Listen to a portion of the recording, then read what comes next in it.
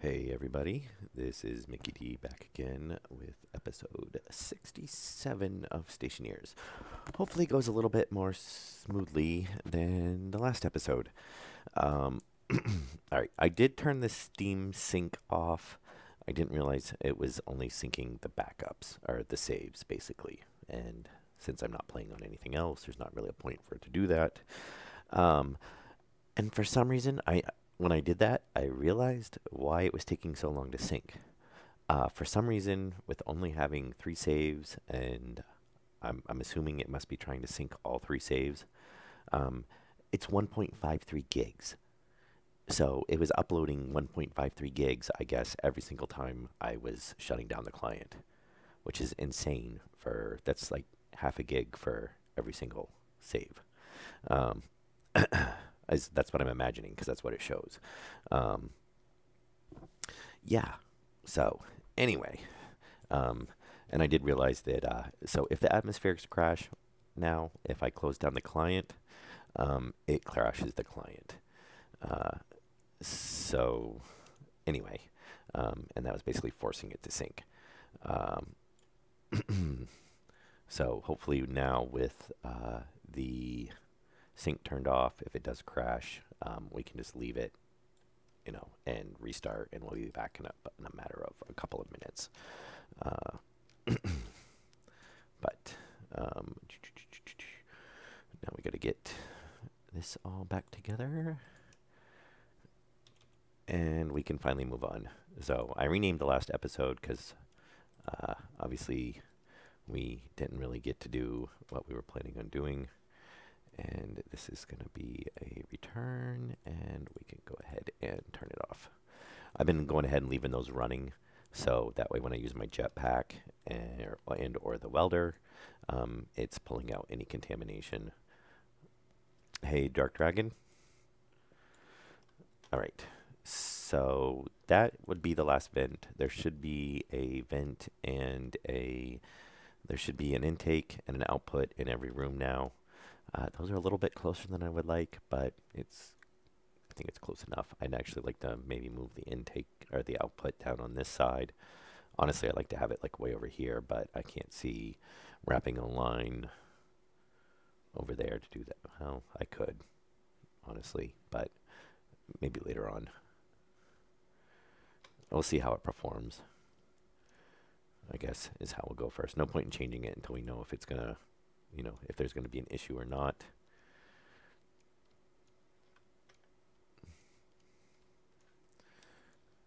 Yeah, and we don't have, so we do have an output there because that was originally, a separate room. We have an output there, and we have an input there. And yeah, honestly, I would like to have one down on this side. We could put an input right there because it would come right down into, this is the return line right here. Um, so that would actually be a lot better. And this is a huge room. So I don't mind having, obviously only one input is kind of uh, probably um, not really efficient for the size of the room. And as you can see now that one didn't kick on. That one's below 99, so it did not kick on. Obviously, all the rest of them should be kicked on. I don't know why this one didn't kick on. Unless we're already, I can't see that we're, yeah, no, we're way too cold. So on the ACs, it's kind of weird. Um, shh, I don't notice that. Um, I like the floating vent. Is it bothering you? Maybe I'll just take a screenshot of it. Yeah, I know. I do plan on doing that soon. Uh, but until we pressurize the base, it's not really that high of a priority. And what I'm going to do is just stick it on this wall. Since the AC line, the radiator line is on this wall, then we can just put one over here. Um, Actually, I might just put it on this end, because as far as I know, it doesn't really matter which direction they face. But we got to do lights in here as well, which will be coming up soon. But I want to get the base pressurized first. Though honestly, we should do that before we pressurize the base because that's going to open it up to space. So yes, that will be soon. Now, what are we going to work on? Okay, so I think what we're going to want to do is put. Oh, actually, we're going to go ahead and make another vent, and I should probably pick up all these cables. We're going to need these because we're going to. Well, for one, we always need more cables, just like we always end up needing more pipes. But we need to stick the lighting on its own circuits. So we're going to probably use a ton of wiring for that. Is that a game?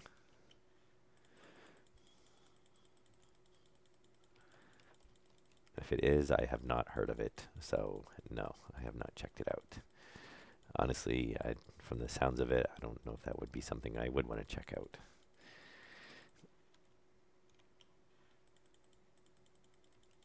Okay, and if we used all the copper, we did. So we should have about 200 cables here.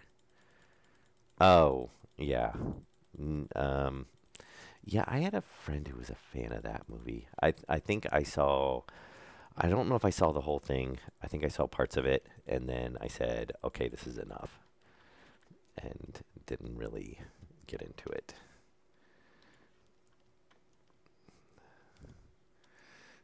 Yes. So we actually went in there for a reason, and that was to make an active vent. Though now that I say that, I don't know if we're going to leave these active vents. We might change these out to passive vents. But we'll hook it up now anyway, since we're this is the system we've been going with. We'll keep going with that for now until I figure out exactly how we want to hook this up. Because, like I said, we might when we do the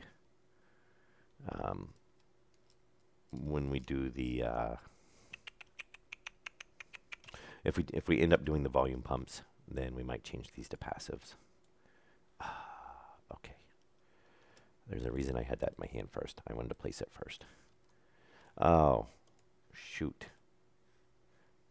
That's right. These are different circuits, so I've got to run a line all the way. Good thing I made all that wiring, huh? Because I've got to run a line all the way down from, one of those vents over there. Like that line there. I've got to run it all the way down here. And that might get in the way of. We've got to run wiring for the ceiling, so or for the where the lights are going to be on the ceiling. So that might be a little interesting. See if we can figure out to run that without crossing over.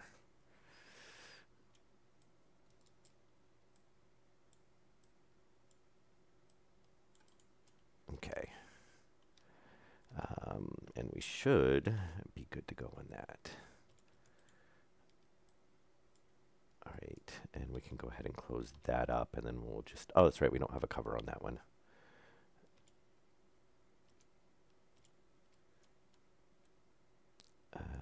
There we go. I was like, where's that steel plate at? We should have one laying around.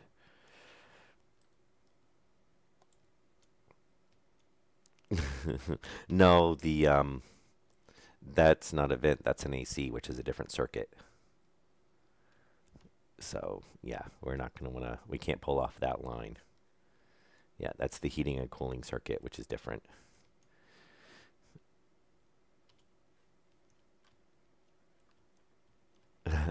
I do believe I've seen that.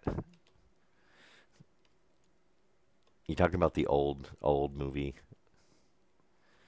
Okay, so we got to change that one, and we've got to change that one. So there's this random kind of thing with the um, so there's this random thing with the oh wow, why is that? Thank you. Yeah. So if it gives you the temp warning, it means that either the difference is too high or it can't pull it off from the radiators or whatnot. And usually just doing a start-stop fixes that if the system's set up correctly. Um, so there's this weird thing with the ACs, um, and I found that sometimes in regards to logic circuits, so you've got to use two circuits to turn it on. So one to power on the machine, basically turn the switch on, and the other one to basically activate the start button.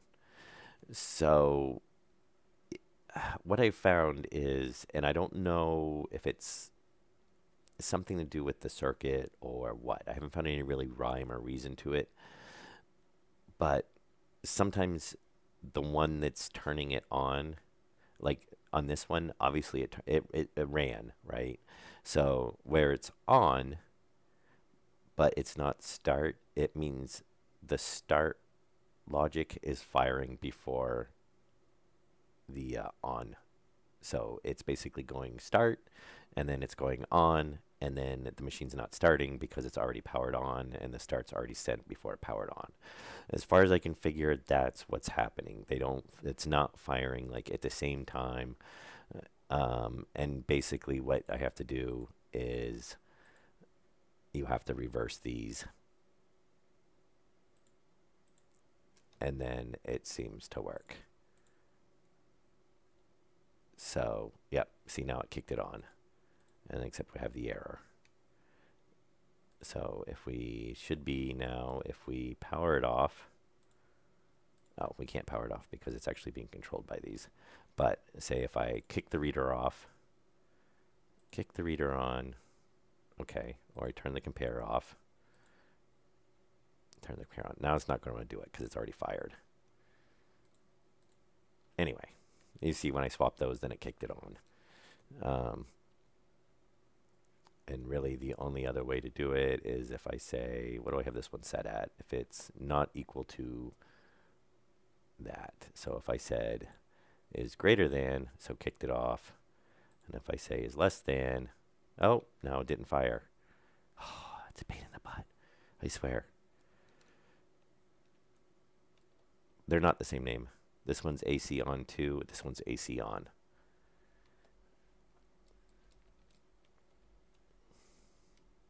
So, and that's how they're all named. And like, obviously, this one worked fine, this one worked fine, this one did not, and then this one did not. And I've usually found just by alternating those, that usually fixes it.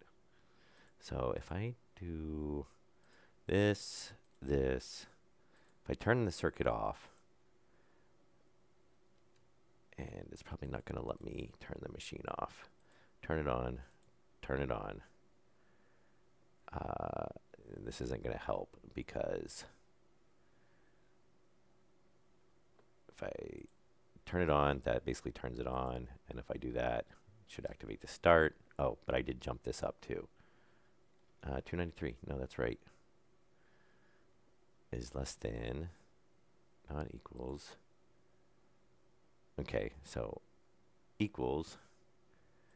And then if we turn this to, yeah, it's still not kicking it on. I don't know.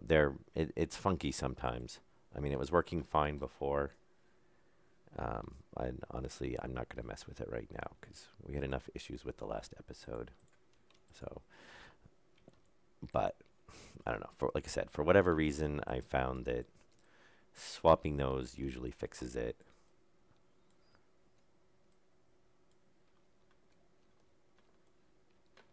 I don't know, because, like I said, I don't know. I don't think it would matter for the order on that, since usually I don't really do them in an order. I usually let it, you know, like feed through everything. That way, I don't have an issue with the order that they're running in. Because yeah, technically you could go data to data to data, and you know you could have the data read from one to the data read to the other, and you know kind of have it be direct. So I don't know, but like I said, and I actually don't want them all running right now, and that's weird because this one is it's locking it, but these ones are not getting locked. So that one's acting different for some reason, because usually this isn't locked. And I'm assuming it's because it usually sends the write first and then it sends the start. So it's not locking the on. But yeah, anyway.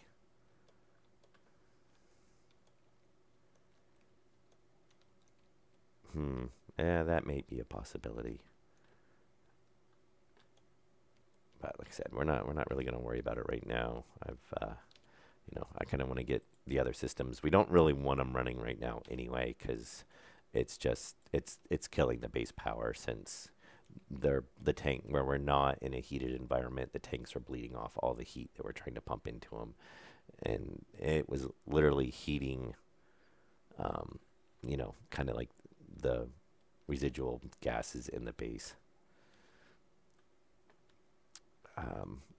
So yeah, something we'll look into later on. All right, so we got to run that wiring. And if we come down here, I honestly think we're going to want to come off of this one and wrap around down the wall.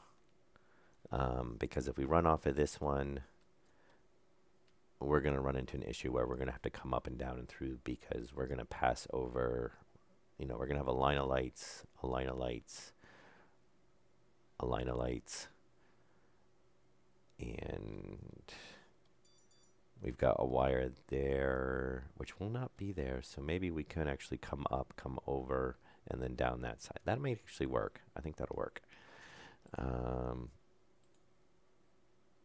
Because we're going to want to move, and we might as well do that now. Look, I will get rid of the floating vent.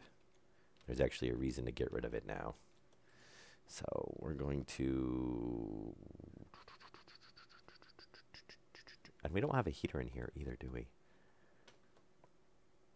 We do over there. Oh, actually, we do have an AC in here. No, I want to move the AC over here. I want to get rid of that one, because I don't want it tied in with the greenhouse.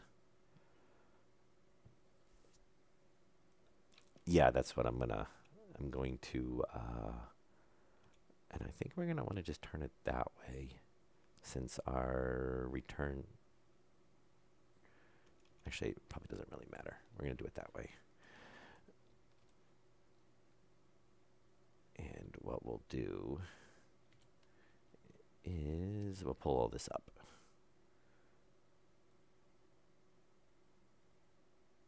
Because we're not going to need it running this way.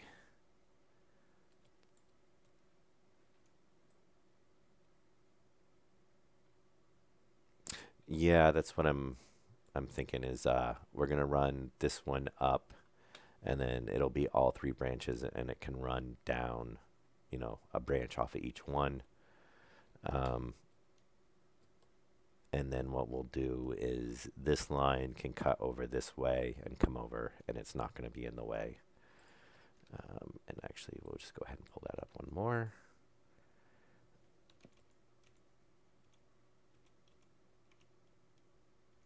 And there we go.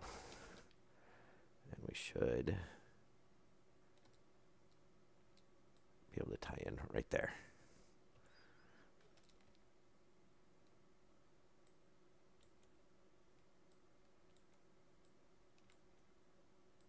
And then if we put walls up on here, it'll hide this wire. I'm really hoping they'll add some type of that we will get some type of ceiling, I mean, granted, yes, we could use floor, we could use wall, but I like to have something a little bit different on the ceiling. I know. You're going to miss it. You will miss the floating vent. Maybe I'll put one back in at some point.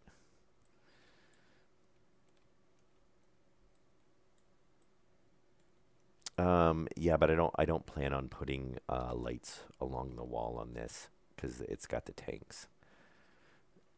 So my thought is we're going to put a light in front of basically like each tank, and then we're going to have a strip down the center. And I'm hoping that should give us enough light.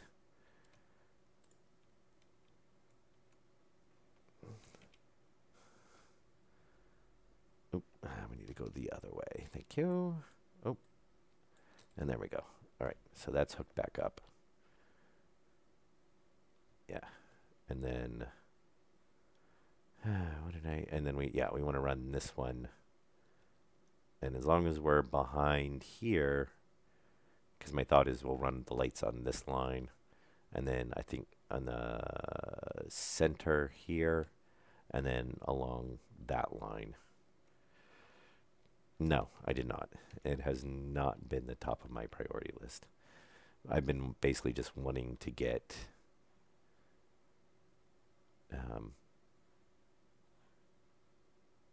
I've been wanting to get the you know, I mean, I spent like I don't know how many hours setting up all of those AC circuits, which was labeling all those was not fun.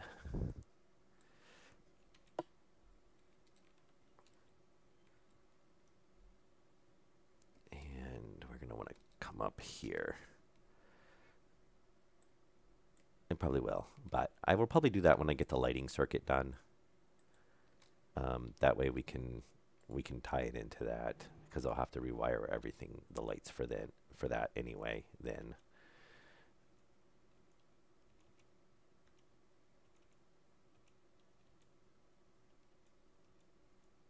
Oh, come on. Thank you. All right. So what we're going to do is, if I can get this turned the right way,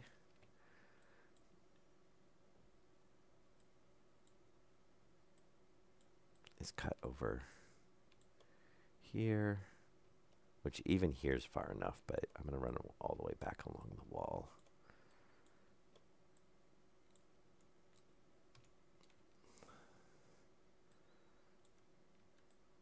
And I'm still, oh, yeah.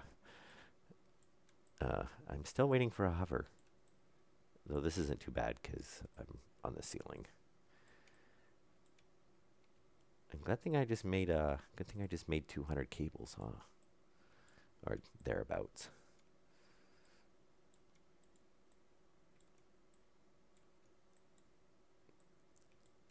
Yeah, we're gonna use quite a bit doing the lights as well. And I don't think I can I get in? Oh, no, I can't. Of course. And we gotta go grab more cable while we're yeah, I know, right? That is what'll happen. I'll be like too short. I did something earlier and I had, after I got all the circuits, so I had like, I don't know, 150, 200 cables made earlier. And when I finished up wiring all those circuits, I literally had one cable left. And I was just like, because I was getting down to the end and I'm like, I'm going to be like one or two cables short. And then I was like, oh, no, I actually have like one cable left. I was like, what are the chances of that happening? Uh-oh, this one's going to be kind of a pain.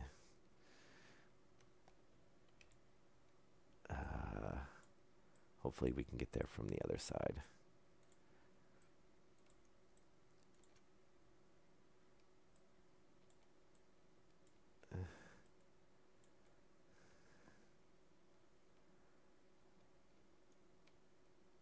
Go back to the,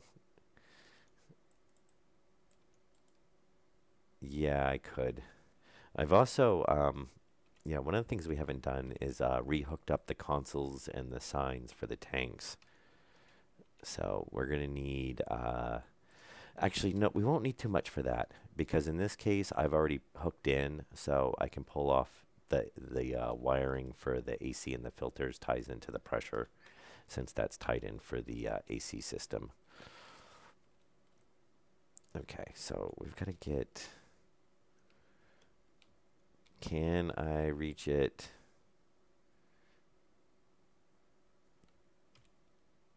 I probably, hopefully... Oh, no. No, oh! I can. Okay, there we go. I thought I was going to have to, like, rip open the wall and go in from the outside or something. Yeah, and speaking of which, getting that last square with the wall on there, that was a pain in the butt. Not only to get the wall to snap to the block back there, that was the pain. Getting the steel to go on it was easy, but getting that section on there, same thing on that corner. I was so thinking I was going to have to tear the thing apart. And yeah, same thing. I ran into it in both corners. But yeah, not fun. Oh, even speaking of wall sections too, I noticed this too. They need to change the model on the chairs because everything else in all the other textures and models and stuff, they're set far enough back that if you have the walls on, they're fine. Yeah, chairs, they kind of missed that one. So they, I might be able to actually move it forward a little bit, but yeah. Which I got to paint those anyway. So I don't know why they come in standard orange, but they do for whatever reason. Okay, we'll keep the, yeah, I know, I can move them. But most stuff, like if you place this and you put it basically so it's, kind of where it's showing it against the wall, then, it leaves it. And I did that with the chairs, and yeah, they don't work the same. All right, so what are we gonna want to circuit?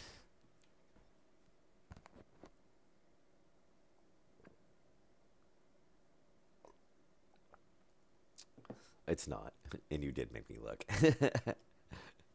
um,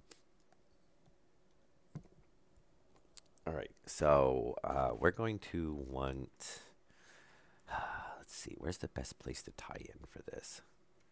I kind of like to put it downstairs, but I don't think it's going to be a really good place.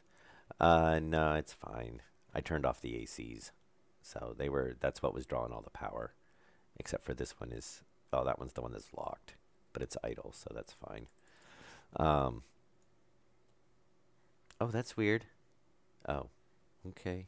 The one AC kicked, that one filter kicked on. No, now they go. Okay. That's, see the generators kicking on because the base power is, or was low. It's also part of the expand. Oh, no, it's not. That's the, me using my jetpack. So it's these filters pulling in a little bit. Yeah, that'll be fine.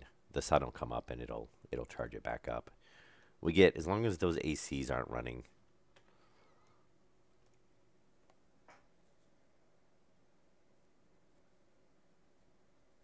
No, that's when I turn the ACs off, the sun's been off the whole time. So it hasn't charged the system back up.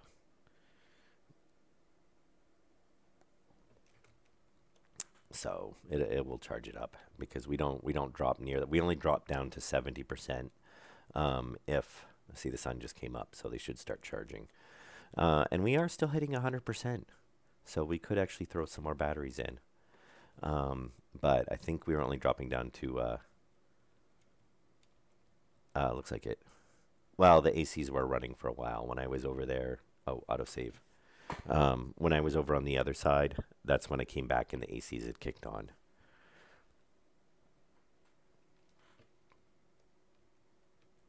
Well, you know what I mean. It wasn't off, but it was not above the horizon. So this is our line here for that we're going to want to tie in for the vents. And we never did put a return in here, but I might not worry about it. So I don't really think this is going to be, obviously we don't have room to put the circuit there.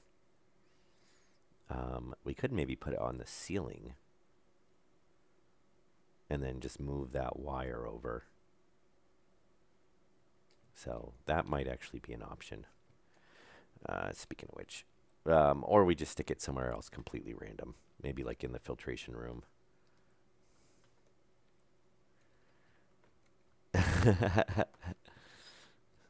Oh, that reminds me. So there was a new mod in the workshop today, and I did add it to the game, and I'm not sure where I make it at. And it's in the chemistry station. I really wish it had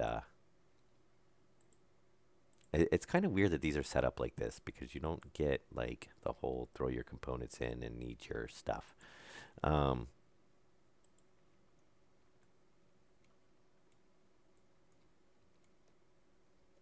that is true. I could do that, or I could just widen the room. I mean, well, my thought was is we have the whole other strip on the other side, so we could. That's where I was planning on putting another row of batteries because I can just run down the edge of the room and do an intake and or an input and output. I'm gonna put it behind this wall right here because we've got these vents, and it kind of ties in with it being, filtration system.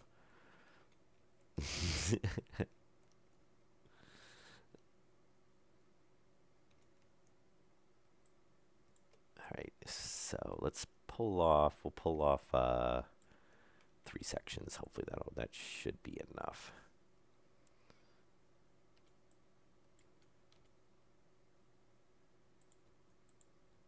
And we can just toss those over there.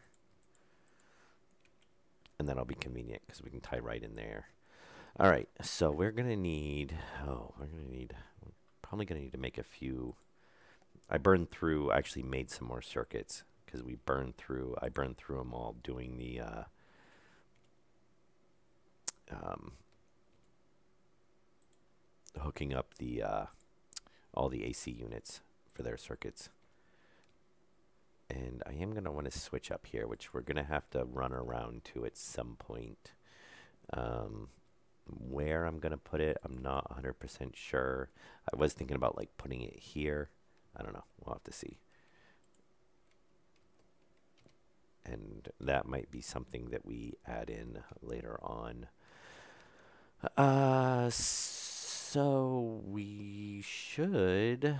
Actually, I'm not positive. Let's check. We're going to need. Yeah, we'll need a reader first of all. And we'll just throw it right there. And we're obviously going to need a batch writer. And yeah, we'll turn it that way. So we'll need a reader. We're going to have to read the base pressure.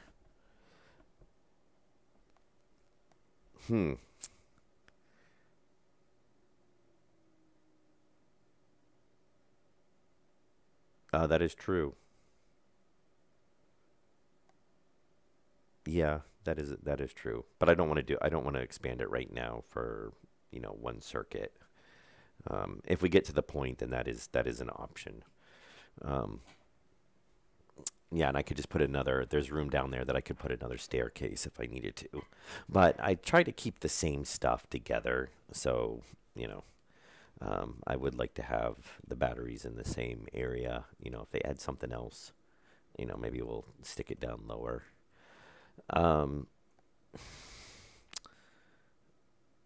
Do we need... I don't actually know if we need a reader. Because I'm trying to think of what do we want to do? We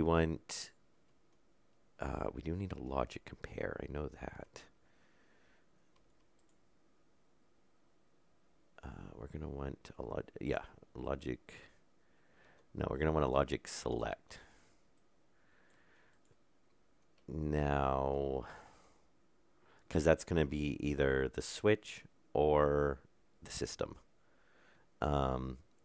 That's basically going to tell it to either use the switch or to use the regular to depressurize. Oh, okay. Yeah. Yeah, no, that is an option for later on. Especially if they do add something like really big, like a nuclear reactor. Though if we do a nuclear reactor, I might actually do another room. I might build like, another outbuilding and run like a quarter to it and attach to it, especially if it has like a radiation hazard. Because, I don't want to actually turn the base into like some radioactive, uh, danger zone sort of thing. Um, all right. So I think we're going to want two batch writers for this. And we'll stick this one down here. So what we're going to want to do then is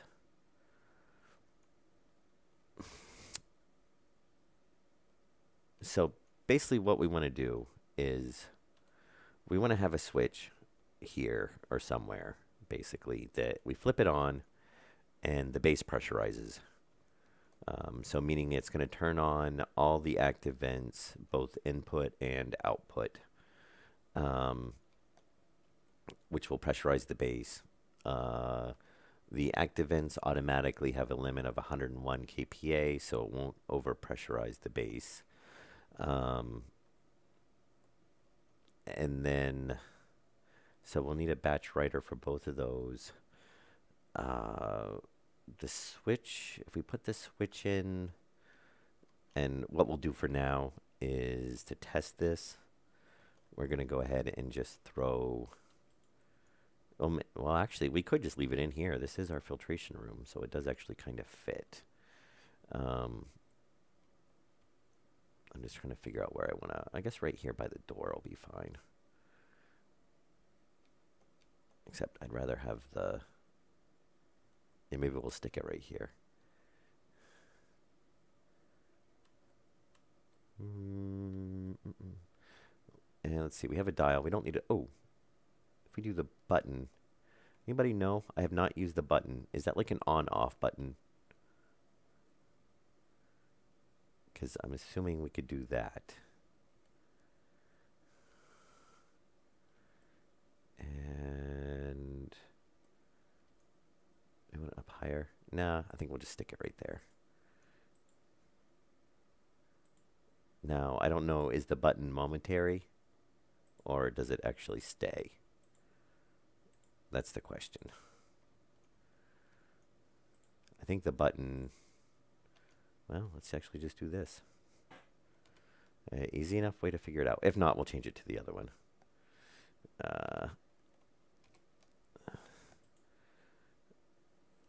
So what we're going to want to do is hook.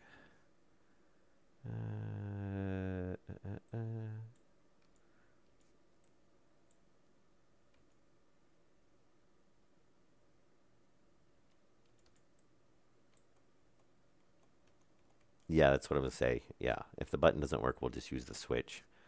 But I kind of like the looks of the button better, so I kind of want to use that if possible.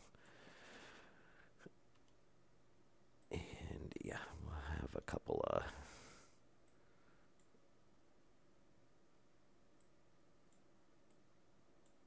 tie-ins over there. And actually, we might do that one the other way. Wrong one. There we go. Pull that up. And pull that up. All right. So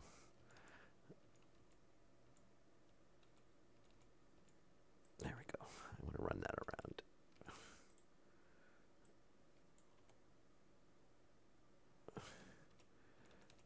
Oh. And we'll just move that one. So we can do that. And then we'll just run that right across there. All right, I need to get those out of my...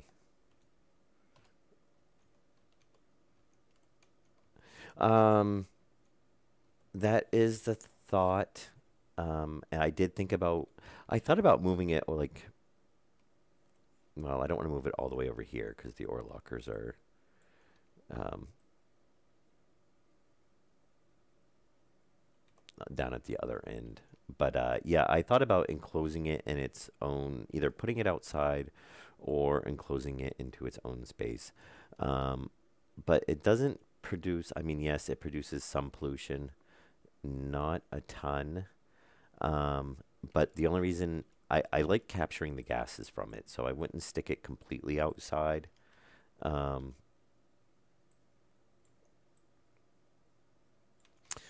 because I want the CO2 from it.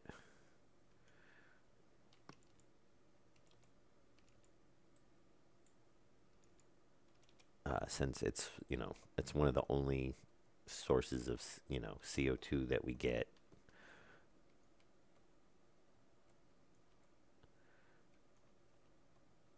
Okay, so that should work.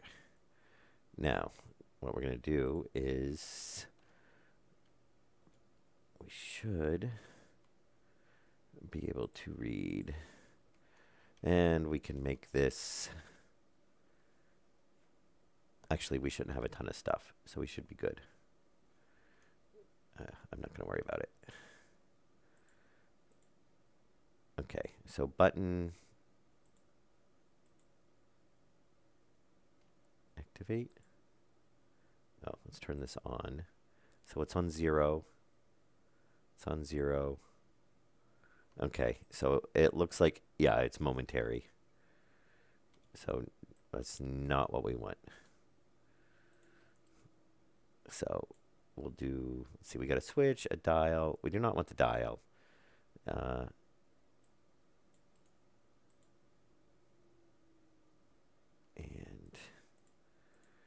let's go back to, oh, of course, now it's not going to switch.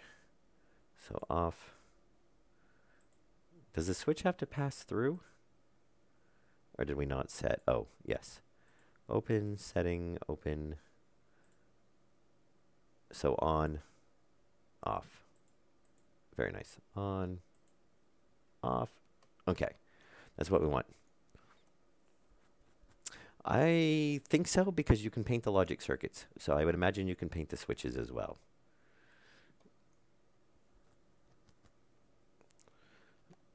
And so we're going to want, so we're going to set this that if this is on, then it's going to pressurize, it's going to run the filters. And we're going to set it to, if this is off, then it's going to shut down the system and depressurize. I think is what we're going to want to do. And hopefully, I think we're going to have to make this a little bit more complex to do that, but this should get us started. So first of all, if it's on, then we want to do, oh, actually, you know what? We did not need a reader from that because we should be able to pull right from the switches, I think. Yes. So we should hopefully be able to go switch.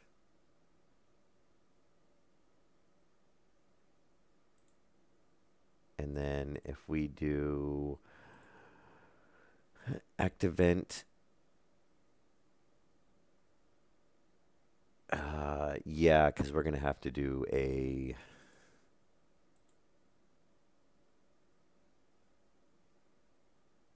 mode, pressure external, pressure internal, lock on. Because we don't want this to switch the modes.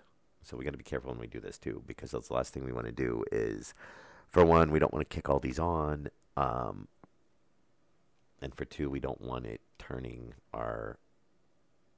we don't want to change the modes on them because we don't want it to turn the inputs into outputs and vice versa because we'll contaminate all the O2 system. So switch batch writer on, ActiveVent. So there's all of our ActiveVents. It's the only thing I don't like about this, having these returns set up like this. And another reason I'm more in favor of having this be a passive vent with a volume pump or such, um, because it'll let us easily differentiate between, because right now this is just going to turn these all on or off. So there's system on off. That's basically all it's going to do. Um, and really, we could just do that. Now, my question is are we pulling the air in just as fast as we're putting the air out? If so, then the base is really probably never going to really pressurize. Um, and this is where I was saying I'd like to add if we do the volume pumps, it'll throttle it. Now we're only going to get so much because we don't have this circuit on. I've had this one turned off because this is our oxygen nitrogen mix controller. And let's make sure that, because we rewired stuff, I'm pretty sure we didn't pull anything out. And basically what it does is it just lets the pressure, it pressurizes the pipe to no more than 1800. So we can't accidentally, because, gas mixer, it'll just pressurize it until it blows up. We don't get that much of a mix anyway, so, and we're actually running it in reverse right now because we don't have enough nitrogen. So I guess my question is we're going to see is, first of all, are we going to get enough, well, I guess first of all, is it actually going to pressurize, or is it going to is it going to pull in as fast as it outputs? And one way to test that would be to come over to this room. Oh, this circuit is not set up on the same one, so we missed that. So let's close this vent for now, because that's obviously one more intake that's running.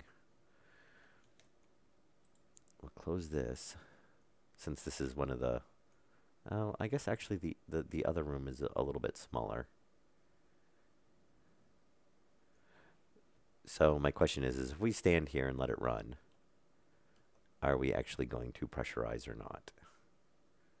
I mean, if the input's slightly less than the output, we're going to slowly increase, and it doesn't really look like it's moving, so I'm assuming, no, it did bump up to 11. But we're going to get quite the high flow through that. So it's not,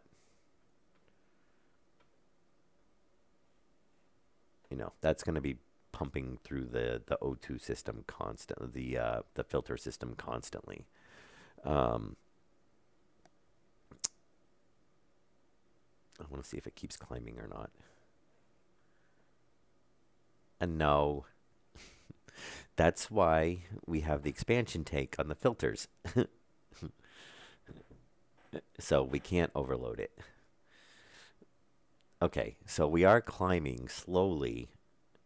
But I don't know if I really want that much of a return going on, because it doesn't take that much to filter out. We don't get that high of concentrations of pollution.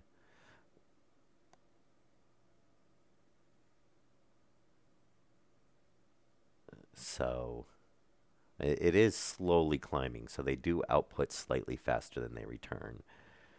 So we could keep it a relatively simple circuit like that and just let it run. Obviously, we're borderline for, I believe the sensor's out on the other side.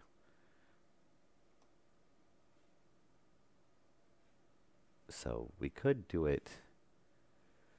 Yeah, I can hear it's clicking over.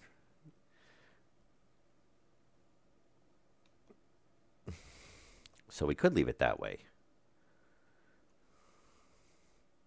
and just let it run. Oh, now we jumped up to 16. Oh, it's where, depending on where I stand a little bit.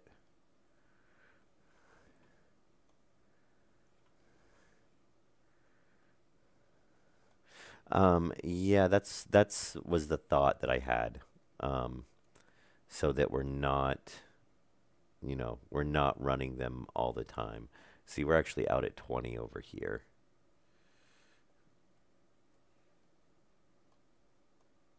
And then we're a little bit, well, see here we've got 2 returns. So that might be throwing it off a little bit because it's not balanced right now. So we have an output and an intake. I forgot to change one of those. And then we have an extra output down here. So yeah, see, we're at 75 down here because we haven't been pulling anything out. But obviously once it hits 100, it's going to equalize. It's going to slowly equalize throughout the whole base. And I don't know if we can, I don't think we can control the flow rate directly. That was my thought of using a passive vent and then using a volume pump. And then we can go through the increments on the volume pump. So like if we just set them to like 10 liters, then they're gonna pump slow, but they would constantly be pumping in. And then the vents should be able to put output faster. And right now, see, that's not bad. So see, we've only got 918 kPa in there. 920, 21. So it's pulling up a little bit faster. Obviously, we've still got some pollutants and stuff that it's running through as well.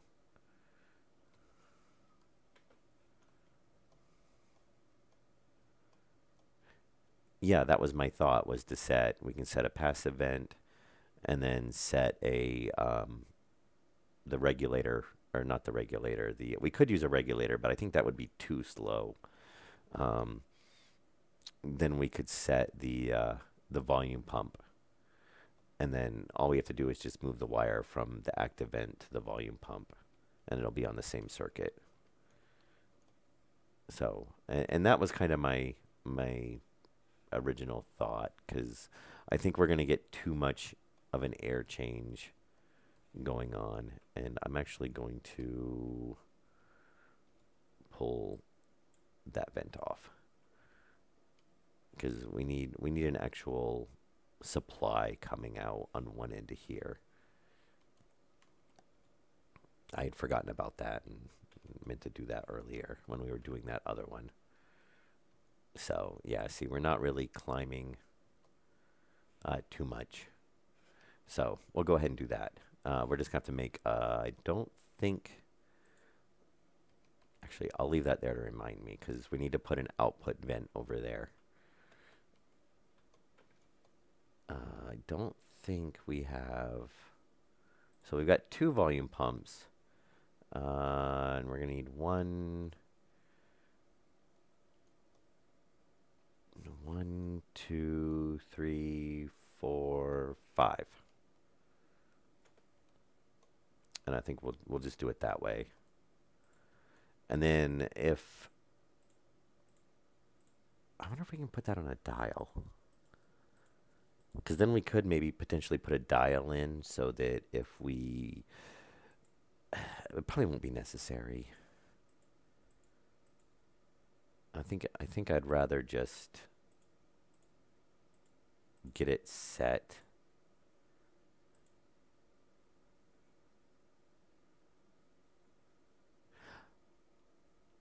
Oh, that is a good idea.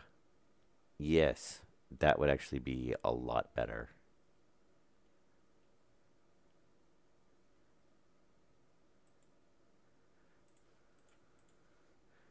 Yeah, now that I made the other 5, but we will use them at some point anyway. And let's top off on wiring since we're here. Yeah, I think I'd actually thought of that before and then completely forgot about it. Yeah, because if we switch these to passive vents,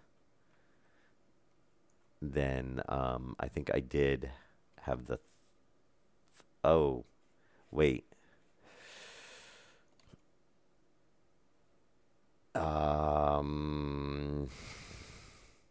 no, that actually might not work because, yeah, no, that won't work. I did think of that, and it won't work because the problem is that these are basically tied into the return line. So this volume pump is pulling, which is at 100, would be pulling through all the passive vents. So that basically already does that. And we have to make sure that anything we pump into the return system does not backflow out these passive vents into the base.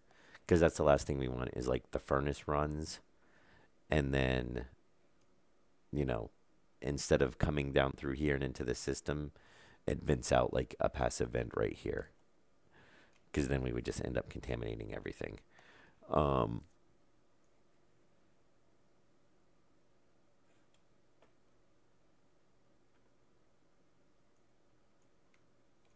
Yeah. So I think what we're going to want to do is just do a passive vent and then do a... Oh, that's weird. Why did it not turn this one on? Did I miss something on that circuit? And that should be set as a input. All right, what's wrong with that line? Because that should have ran. Oh, yeah.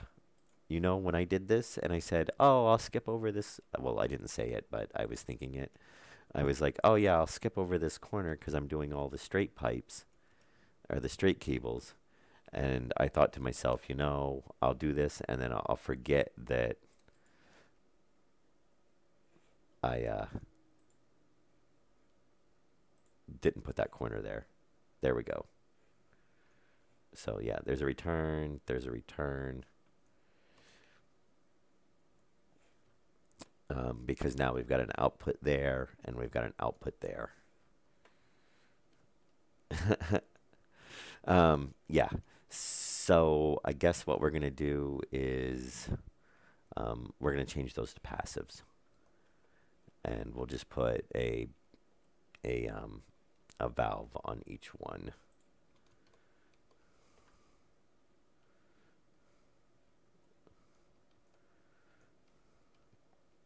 So we'll go ahead and put that there. We'll change that. And we're probably going to, this is going to be probably a bit of a pain in some points because I'm pretty sure that like most other things, we've got to have one section of pipe in between. So like if we put this here, I'm pretty sure. Oh, when does it let us do that? Okay, never mind. That makes it a little bit easier. Oh, wait a minute. Well, that was an active. I don't want an active. I want a passive. Now watch. It'll have worked with an active and it won't work with a passive.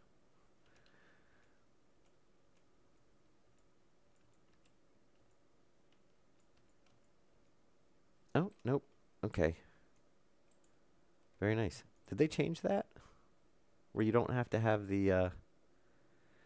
Well, usually if it shows yellow, it means it's connected. But that is a good point. So I guess we'll have to try it and see. And autosave.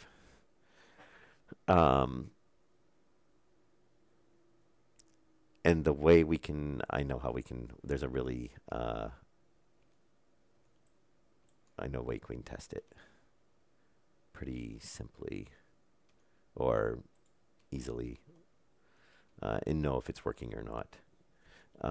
What we can do is, yeah, see, we're still maxing out our batteries.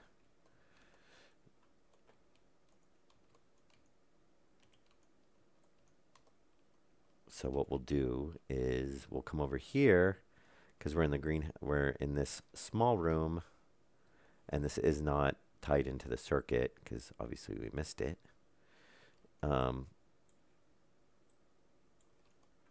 So there's our input. Here's our output.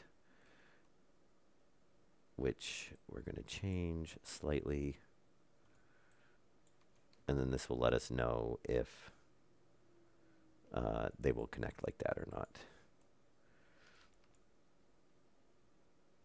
And I really wish they give us a variant on this, because now that's a pain. I have to wrap the cable up and around and over.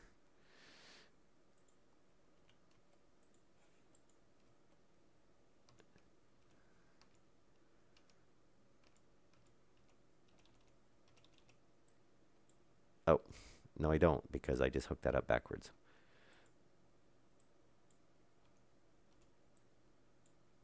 We want it to go the other way.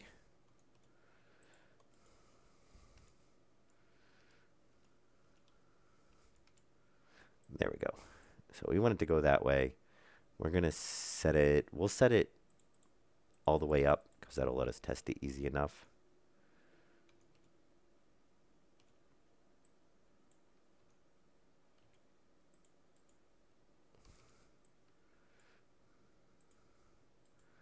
And then what we'll do is that.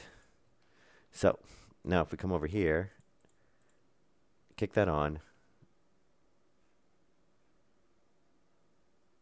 let this pressurize, which we don't need to change that, so we can cover that back up. Yeah, well, it was really annoying that you had to have a section of pipe between everything. I mean, it was making some systems a lot bigger than they needed to be.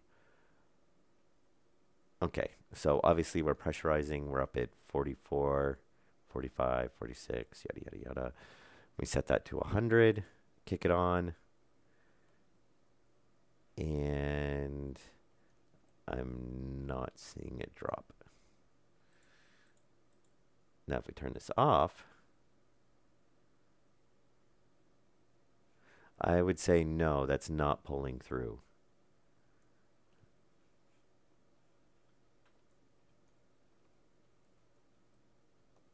Yeah. So, well, I can't even see next to it. What about shoots?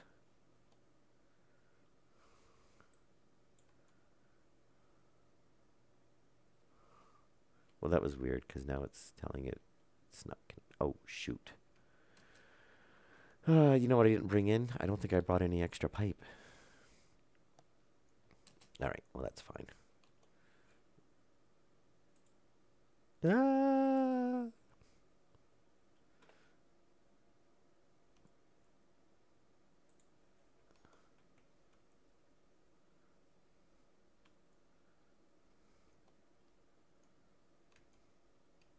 Oh. Yeah. Yeah, that is something that would work. I was thinking about either moving it just up a little bit, and then I think it would be fine. I just think it's where it falls out and puts it between the floor. So I was thinking about just putting a couple of curves in it and raising it up a little bit. And that might fix it itself. But yeah, we could just do a shoot with an output on it, or just do the shoot. Okay, so we're at 51 kPa. And if we do this,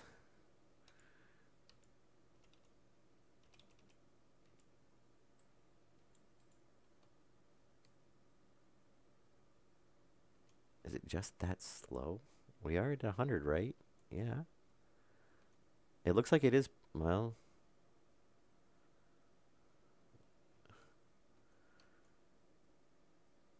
okay, so it looks like it's pulling in. That just seems really, really slow.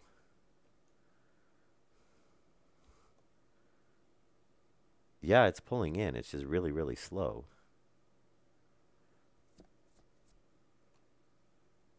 Yeah, I know, because we want to make sure it's pulling in. So, yeah, it is pulling in.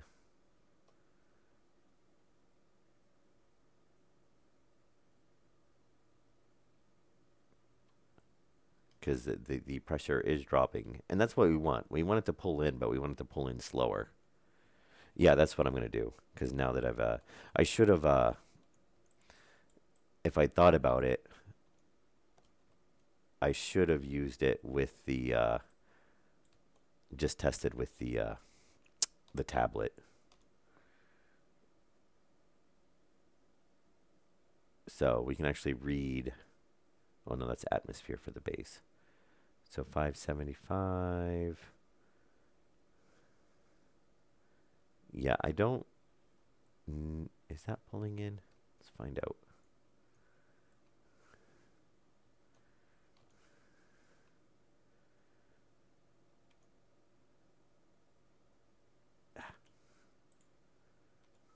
There we go. And 40. So I think it's still, unless it's temperature changing. Hang on. No, I'm guessing it's still pulling in.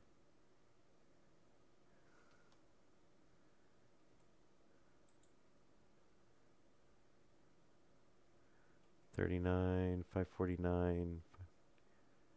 I'm gonna sit here for a minute and see. Well, negative 1.1. I just want to make sure it's not the temperature changing, because it's cooling off, so that was going to affect it too.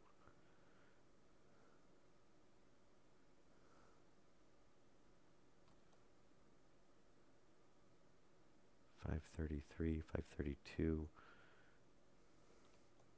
Okay, let's do this.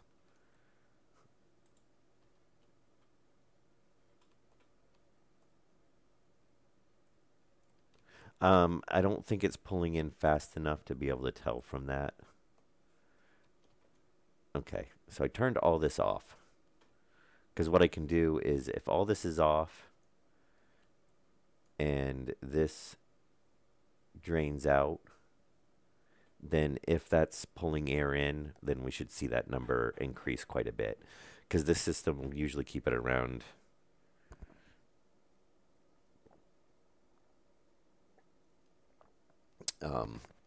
It'll keep it around, it'll drop it down to 20, basically. It usually depends. The inputs will actually input a lot faster than that. So you can actually be standing right, if you're standing right next to an intake, like if I stand right next to that, if it's an active vent and it's set on intake, if the pressure's getting kind of low in that room, because it's only one block, that will actually read 0 there. And I can have like 15 if I step away from it. But this is pulling in a lot slower. And I just want to make sure the generator doesn't kick in. So we should 370. Yeah, let that run. We're going to let that drop down.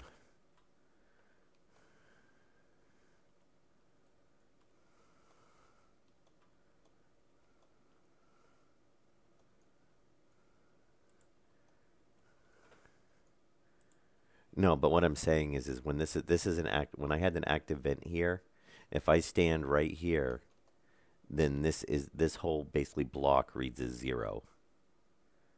And if I would step over here, then I would be like at 20 or 30. Or if I step over here, I'd be like at 20 or 30. The same thing happens when I'm in that little airlock. If I'm standing right in front of the intake, this basically whole block will be basically at 0, because it's pulling the air in. It's counting it as being sucked into the vent. So that is dropping. There's nothing else pulling into the system right now. So if this, I don't think that's pulling.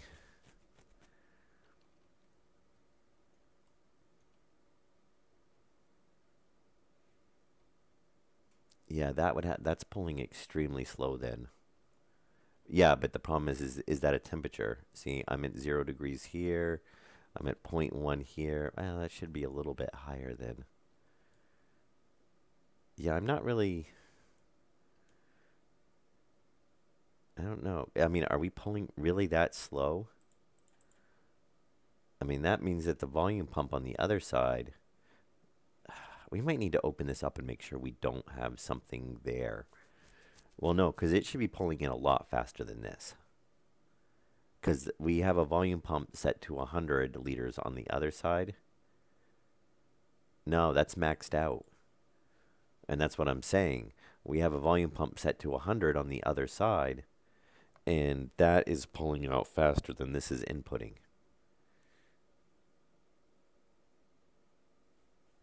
So I don't, either this isn't working right, or this might be tied in before. Let's open this up.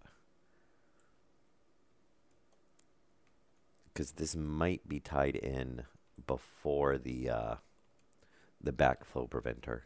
Or not the backflow preventer. What do I want to say? It might be tied in before the back pressure regulator. Yes, it is. See, that's the back pressure regulator. Well, no. Nope, that's the line going back. That's our drop-off line. So this comes in from that's from the dump station, basically. So yeah, it's after it. So we should be good to go.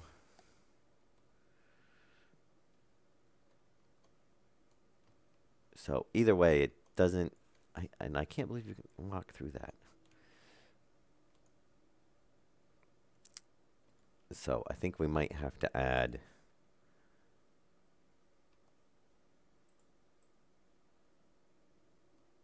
the one more onto that.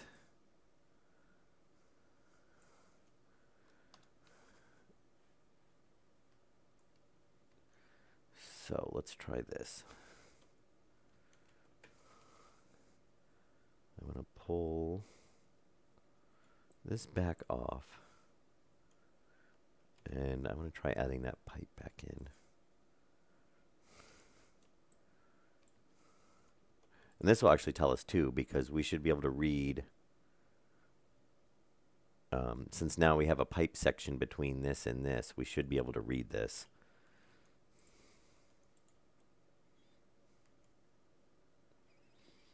Well, the problem is I don't want to go set these all up and then find out they're not working and we have to change it all.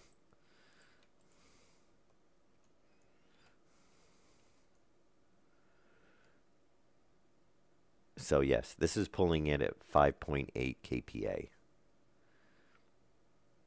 No, that's the world. Okay, pipe, yes, 5.8 kPa, which seems really, really slow for some reason.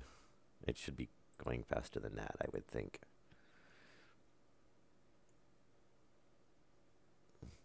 Yeah, it's kind of inconsistent.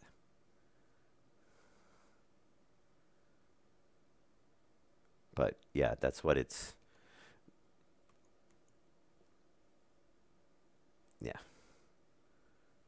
Because now that we got that pipe there, we can read it. Nope. That's maxed out. 100 liters is maxed. So we can go down to 10. Well, we can go down to 0. And it runs faster. Yeah, that makes lots of sense.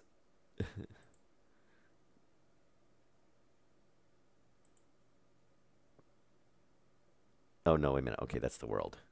No, it's still faster now. 10.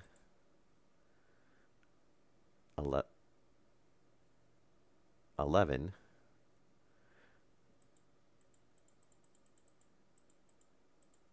Why is that? Is it me or is that running in reverse?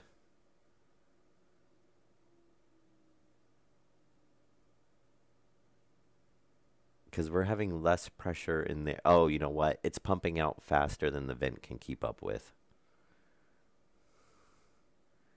Well, no, that's decrease.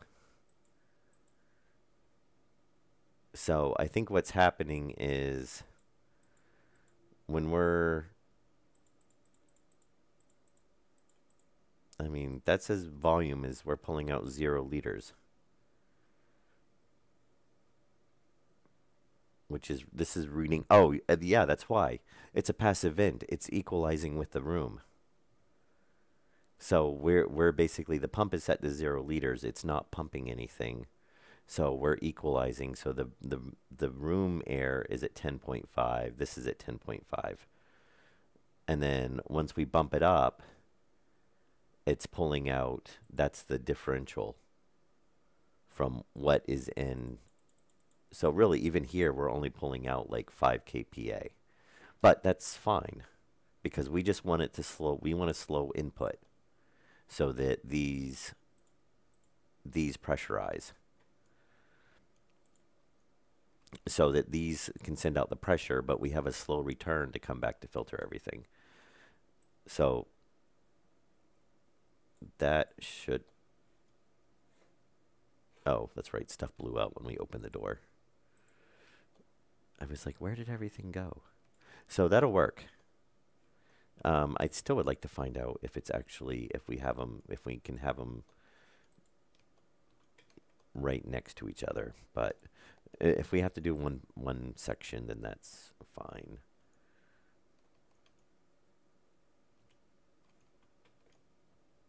I don't know. I don't know. That's what I'm so confused on. Because it would make it so much simpler if they did.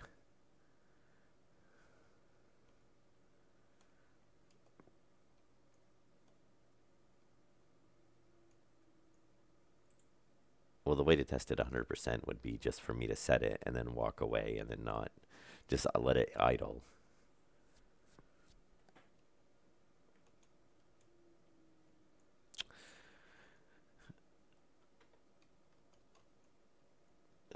Vent 9 tank.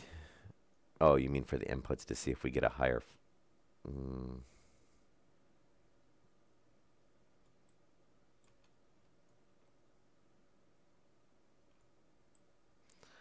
Well, I just want to see. I'll just do this. So what I'm going to do is I'm going to set that. Oh, you know another thing I could do is, I know actually a really easy way we could test it. If I can get my, oh, I need power. So if we do this, and we do that, we now have a sealed pipe that doesn't go anywhere. So, which has no pressure in it. So if we kick this on, yep, it's pumping. So that tells us right there. And we have that set to 100. So yeah, it's actually pumping at a decent rate. So yes, we can leave them set up like that. So yeah, there was an easy way to test that. I just had to kind of think of it.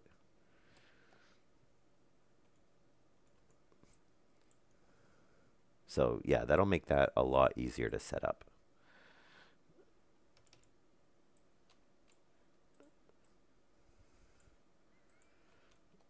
All right, so we can go ahead and kick that one back on. And we're going to have to set this.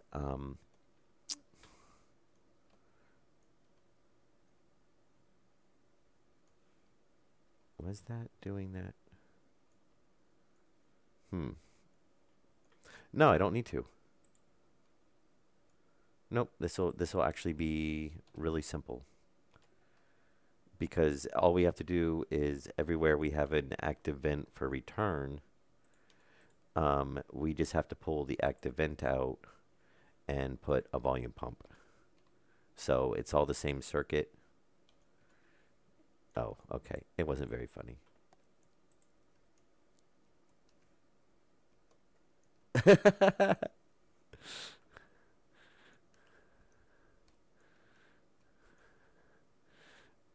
All right. So all we need to do then is like for here,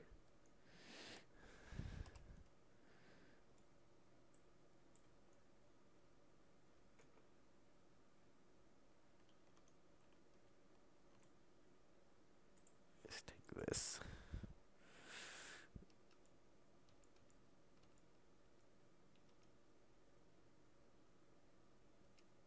Oh, yeah, hopefully it's the same on that. That would be awesome. Because that was kind of annoying that had to be so high up there.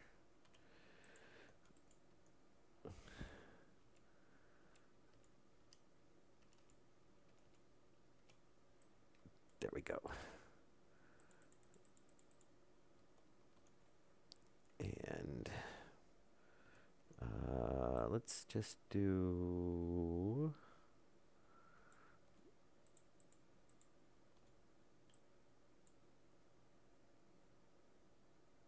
Yeah, we'll do that.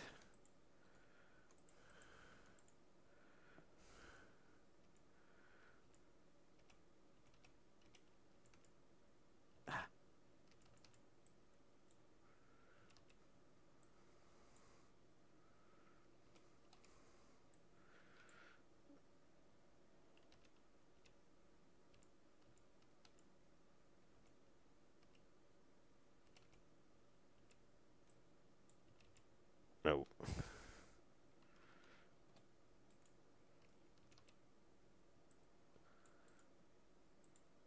very nice. Yep, we can just do something like that.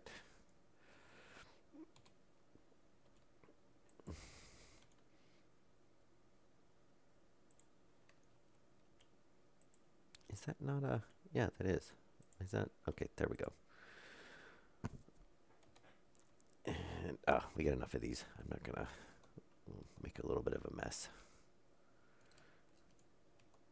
Oh, so actually while we do this, since we know that it's working, I'm just gonna flip the switch on so it starts pressurizing the base.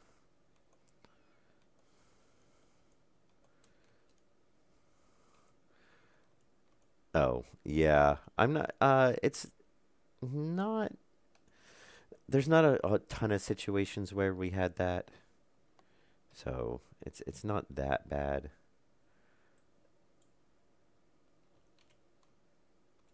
But yeah, it'll probably be a few situations now. I think the one spot we were running into it really was the oh, you know what? That's gonna need to go to the other side, I'm pretty sure.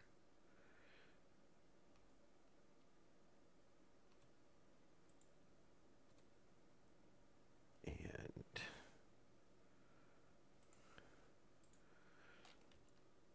we will turn it around there.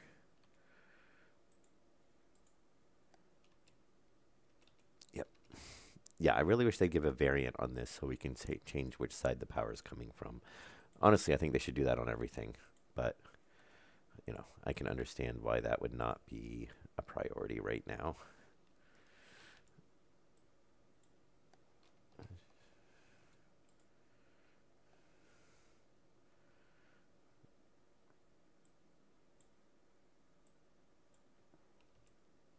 And see there. So I guess I should check how much flow we're actually getting through those. Well, that's really... Oh, I guess it's pulling... Oh, because since we're not... Well, no. Wait. Uh... Uh... We should definitely be getting some pressure in there.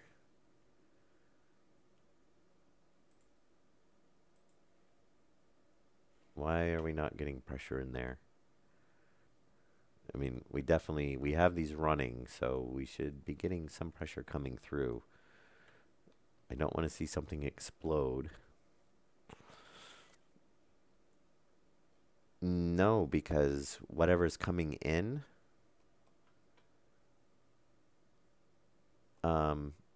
anything that's being pulled in is coming through this. So it's not flushing it because this is reading no pressure. Because this is not running. Although it should be building up pressure. What is going on?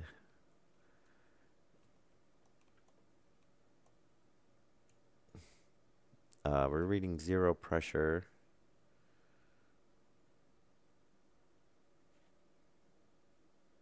Where has all of our... Don't tell me we had a leak in the base somewhere and we just lost everything. I don't see how we could have had a leak.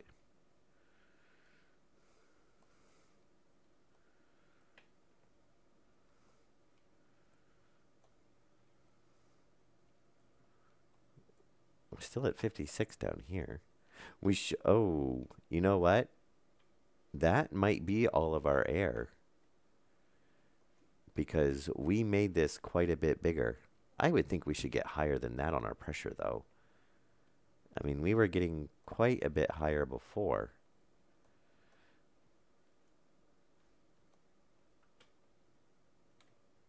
I guess what I should do is I should go through and close all the doors and see if a room starts losing pressure.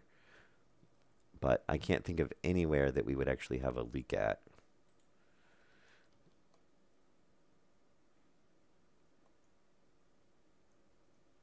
I mean, we're only like 1 kPa in here, which is very... Wow, these are obviously running as well, too.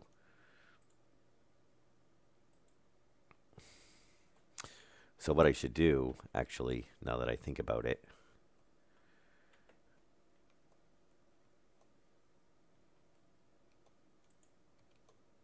is let's turn that off. We'll turn that off. And we'll turn this off. And we'll turn this output off. That's kind of funny. All right, so now if we turn all these off, whatever's in the room will stay in the room.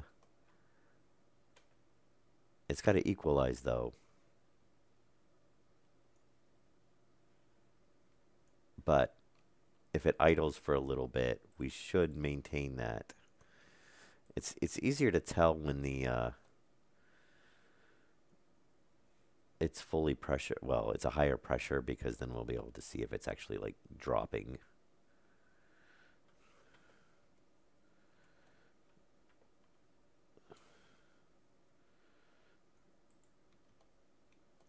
And we know it's not the... It should not be that airlock.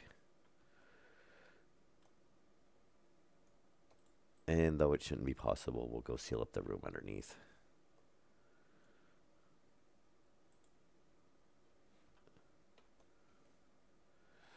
Toxic tank.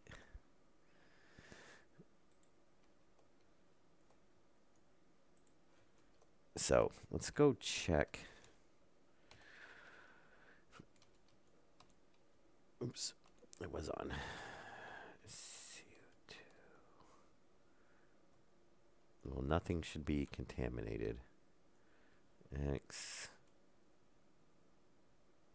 So 6. This is the one that's going to be... It's going to be empty on the N2. That's kind of a given.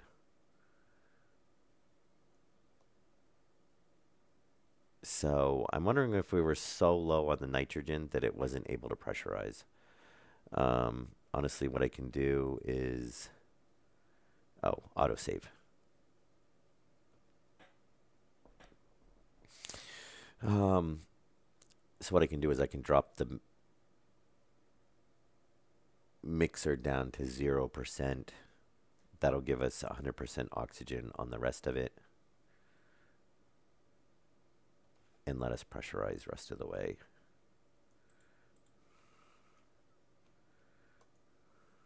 Or get up higher, basically. Yeah, I did think... I mean, I knew... Well, how much did we add on? Okay, so we added on that. So, yeah, we might not be able to... I mean, I knew we weren't going to be able to pressurize it as high. And obviously, we used nitrogen filling up the tank on the jetpack quite a few times. Yeah. So we're gonna need to do that. Well, I'm gonna have it pump out oxygen right now. But yeah, I needed to go get some oxides, and if I can find ice, I'm having a ton of trouble finding ice. Because you get a lot more you get I think 20% nitrogen out of ice. So really, it's the best source right now. Um, but hopefully, this should let us get it high enough that we can at least take off our helmet, and we can go through and put. Oh, I forgot to pull that one out and turn that one off. But I can go through and do this. And what we'll do is we'll set.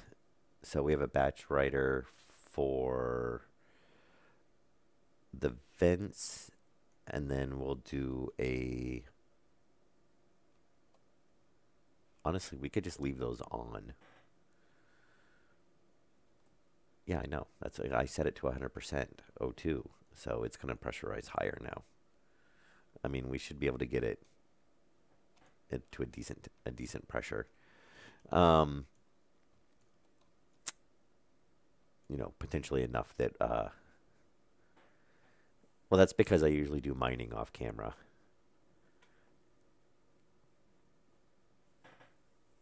And that way I'm doing more stuff like this on camera.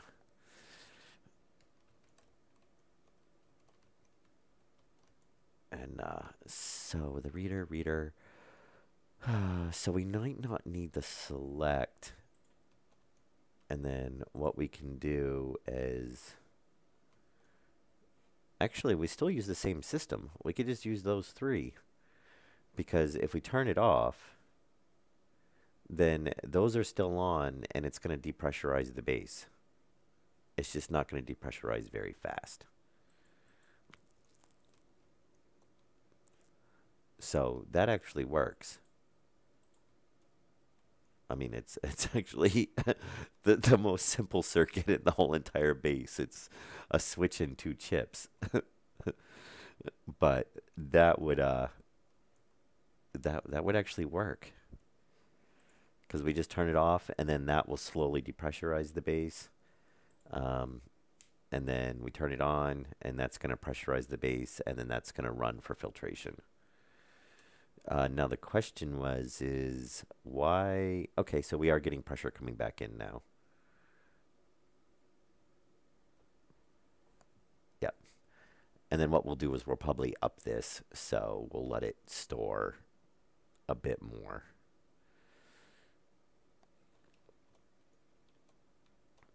Yeah, so that will actually work pretty decently, it looks like. And all I have to do is just go through and swap some of these. I'm kind of disappointed with that because I thought I was going to end up having to make some huge circuit.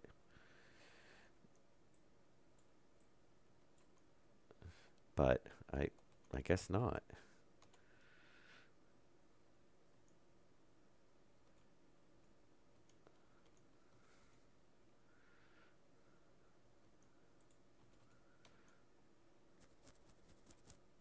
All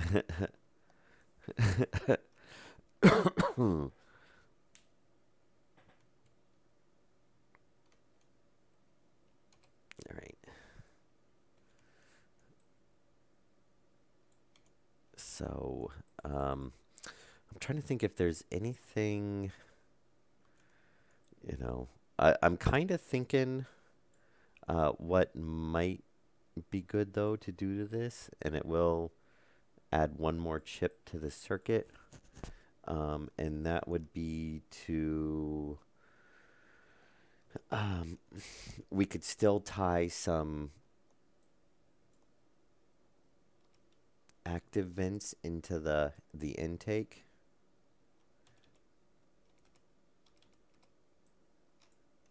And then when we flip the switch to turn it off, what it would do would be it would turn that off and it would activate the active vent set on input. No, no, no. Well, it's not going to work. Never mind. Because it's still just going to see active vent, so it would still batch right to the same thing. So it wouldn't work because it would still kick in both of them. Otherwise, we'd have to do a whole nother wiring circuit to have active vents set into the return lines. And I don't want to do that for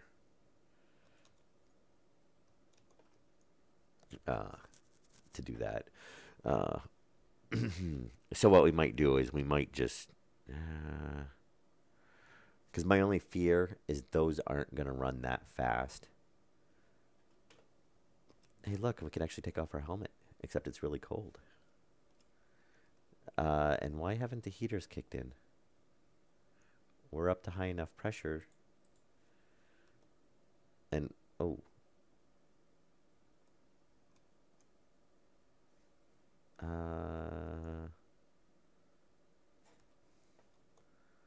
Hmm.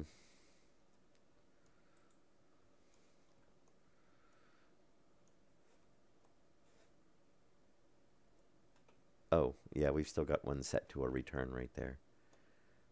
Oh, that's why. Um, that's the pressure sensor it's reading. And since this is set to a return, it sucked all the air out of this room. Because there's no, when I close all those doors, there's no output in here. That's why I was saying we needed one more output. So we could just pull that off for now.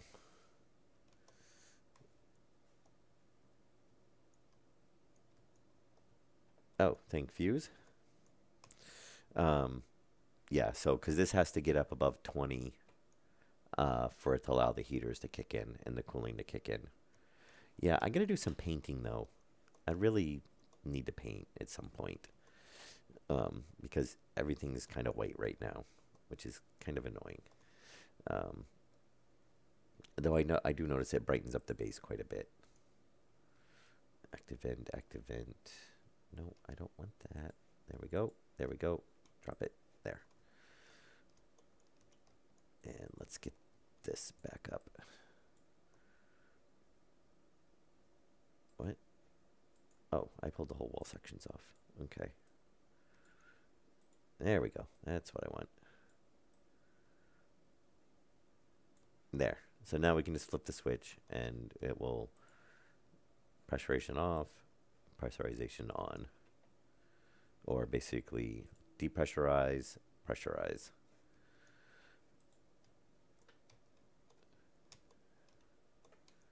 This is the moon.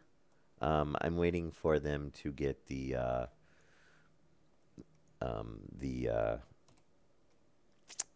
Mars stuff to actually be. I don't want to screw with it while they're still messing with stuff.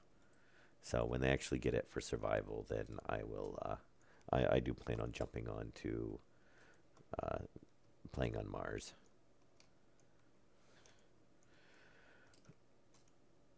All right, so this is gonna be kind of a pain. I guess honestly it doesn't really matter. We can just do.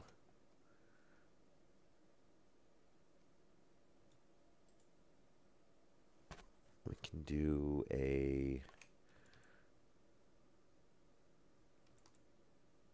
I guess a corner. Yeah, there we go. So we'll just do a corner. And where did I leave all the volume pumps at?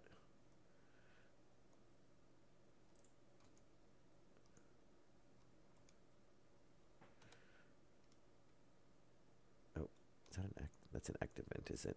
Yeah.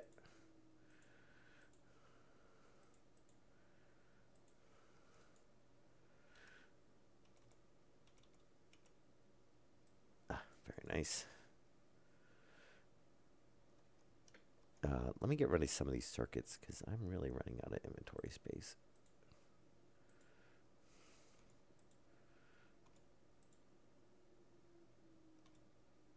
That. And, oh, I don't know why I put those over there. It's all right. We'll throw the labeler down here. There we go. Grab that. We'll tie those up. All right, where is, probably in here, I would imagine. Grab the cables.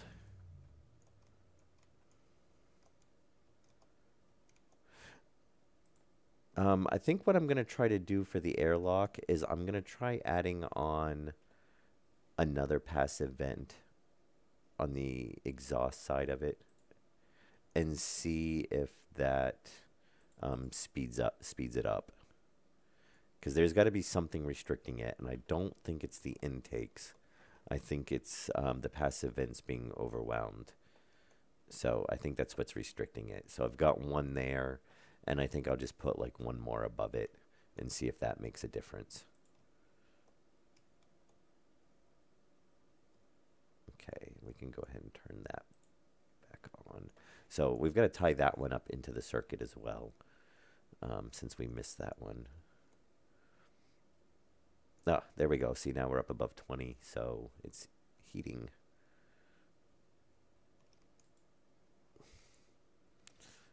There we go. Oh, look, and it's actually running the right way. That's amazing. And we'll move that back one.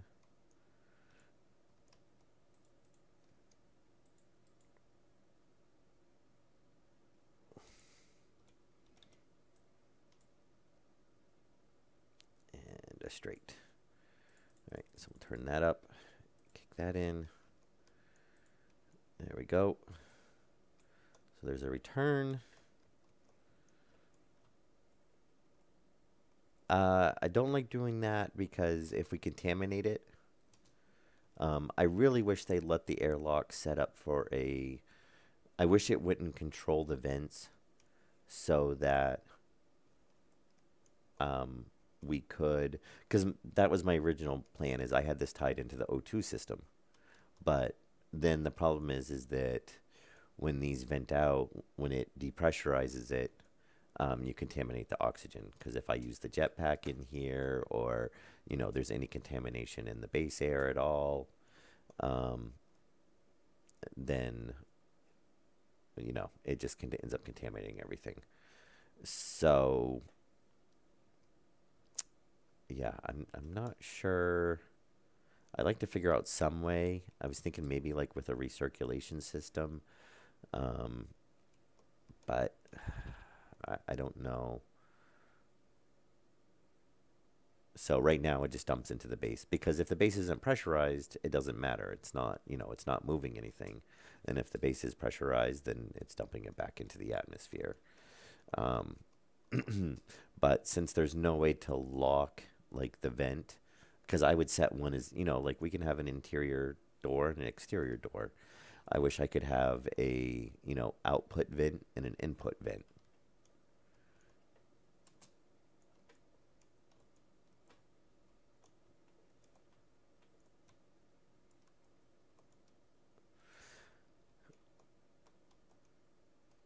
But the problem is it's still going to pull through.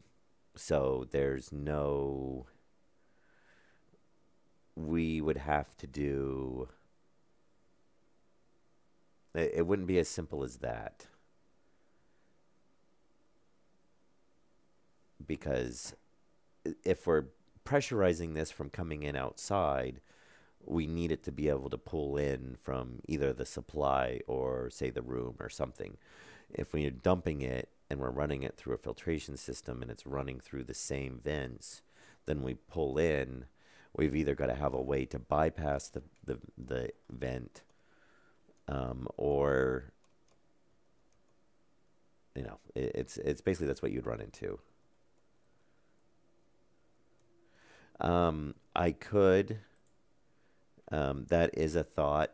The only thing is then we would constantly have to be circulating every time we cycled it, because we're gonna put contaminants into it. And that's the last thing I want to, then potentially, like, we cycle it, it gets some contaminants into it. Maybe we're filling the O2 tank at the same time, and then, we've got contaminants in that now. So I don't know. We'll have to see. And I don't want to set it up as a separate system from the base, because then we'd have to do something so that like if we did a separate tank, like you were talking about, like if we hooked a tank into this and it just pressurized and depressurized down there, um, then, we would, I mean, it's definitely feasible. We could do it, but we wouldn't be able to do it through this. Just like we had to back here on this airlock for the greenhouse, we had to do like a manual system. So it would have to be something like this, so that we could dump into a filtration system and then pull in from there. But yeah, it is something that's we can look at down the road.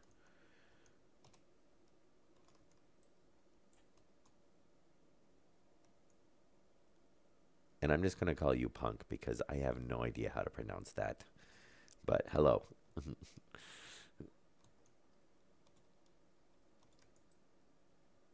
All right. So, oh, this will actually work out nice too, because we can just put a vent there.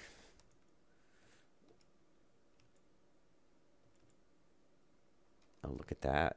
And our wiring actually even works out. Very nice.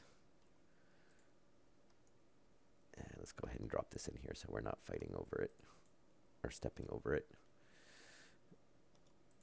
And we might as well combine those. All right. So, active vent.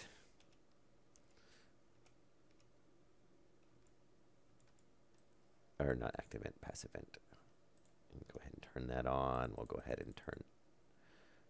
Can we hit the... Yes, very nice.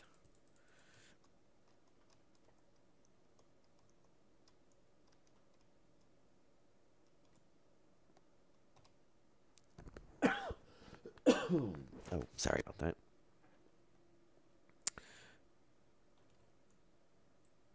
All right, so pull this up. And then where else do we have? We have the machine room. I think that's it.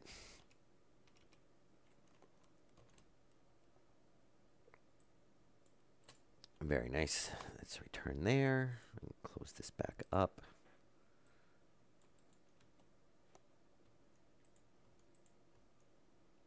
And oh, nope.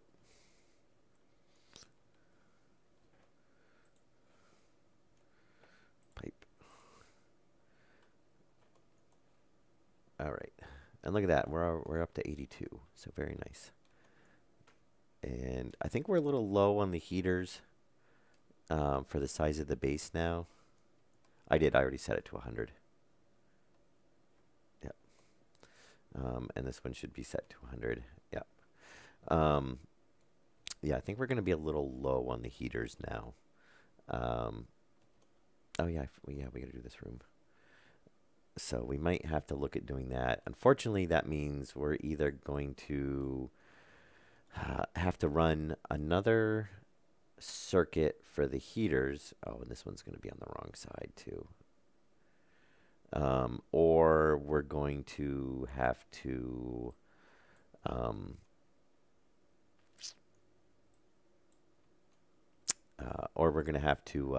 oh geez, I'm getting brain fart here.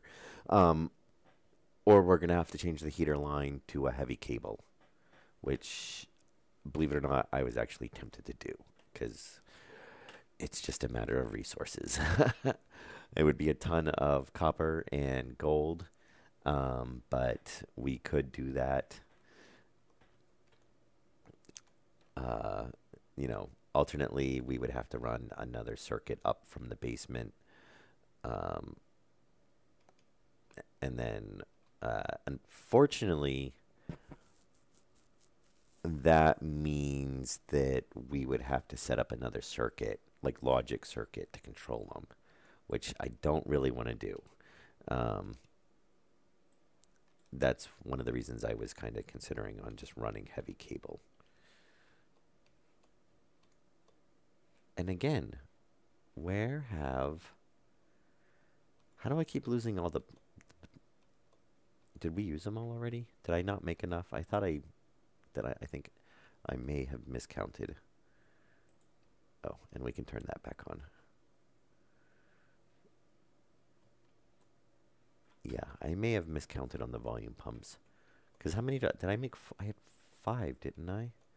So 1, 2. Oh, we had 2 in this room. So 1, 2, 3, 4, 5. Yeah, we're 1 short. We need 1 more volume pump.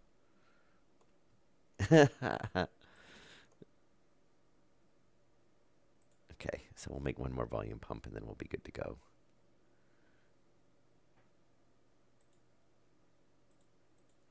All right. We were close. That's fine.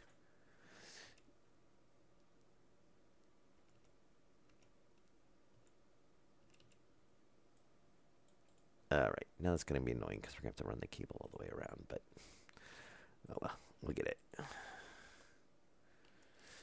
Yep. Again, they need to make a variance of all the pumps and pressure regulators with the electrical on the opposite side. But that's all right. If they don't, somebody will make a mod.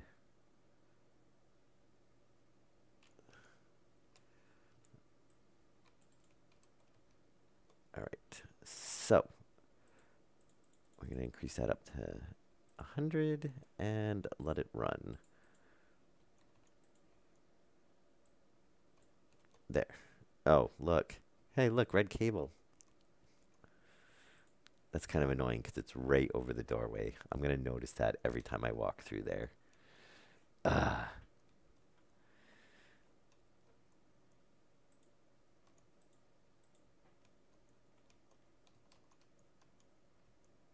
Yeah, it's getting there. Let's combine those.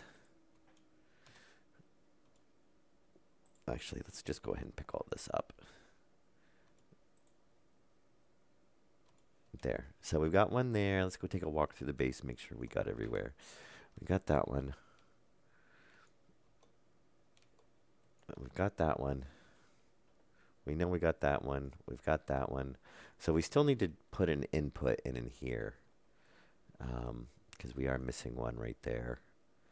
We've got 2 there, and then our outputs. And that's good. We flip the switch, and it goes into depressurized mode. Now the question is going to be is how long does it take? And I'll do that off camera. I'll have to sit here and wait and see how long does it take to depressurize the base. If it's insanely long, then maybe what we'll do is where the main return line runs along here. I don't really want to do that.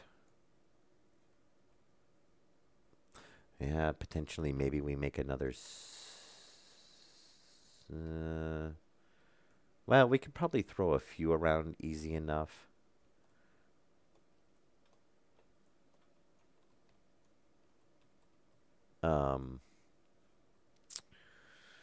Yeah, I was thinking we could put some active int set up for returns because they'll draw in a lot faster. Oh, let's put this active int back and all this wiring and whatnot back. I gotta figure out what I'm gonna do with all those active ints. And it looks like I'm gonna need to make piping soon.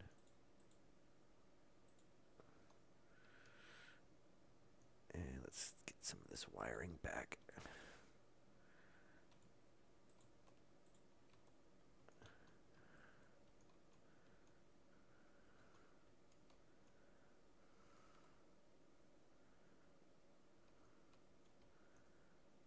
Oh, yeah, the pressurizing on Mars.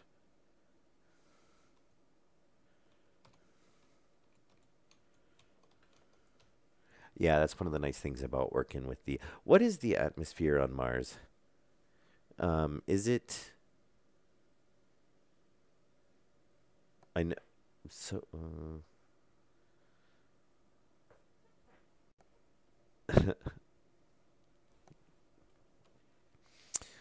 let's see here. So we've got... Yeah, it's gonna take a while to heat the. Yeah, we're gonna have to definitely do something more with heating. Oh, and look, that's kicked back in and again. So what are we at? 5. Yeah, so we're definitely not overwhelming it.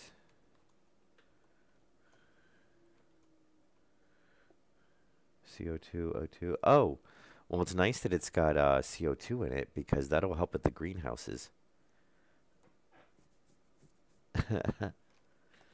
Yeah, that would be good because right now they're on the moon. They're not sustainable. You know, I burned through 200 MPa or 2 MPa of CO2 in a couple of hours. So it just doesn't.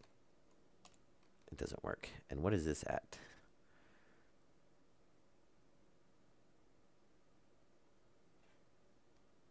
What are we?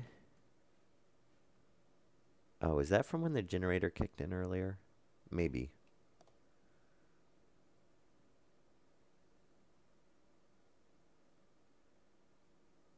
Or it's bleeding cold. It's sucking in heat from the base. Yeah, the X tank is actually, I think it was worth probably actually putting outside. Well, no, because we're gonna, if we want some heat in the radiator system, it's probably worth it. But hopefully, I don't know, we might have to look at that. It depends on how warm it gets. Because nothing else, unless we are now, nope. Yeah, and we're still maxing out our batteries. Um, obviously,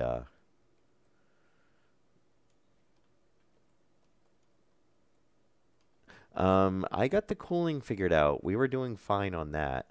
Um, I had, what did I have? I had 30 plants growing in there. I think that's 2 rows of 15. Because I think when I harvested, I had 60. Um, the cooling was fine. I think I have 5 ACs in there. So yeah, I had to up it because it was getting too hot. Um, but I ran it quite a while, and then it's still. We might do that at some point. Um, actually, speaking of tanks, we got white, orange. What are we? Okay, so orange. Let's see, there's our, just to get there. There's our hydrogen tanks.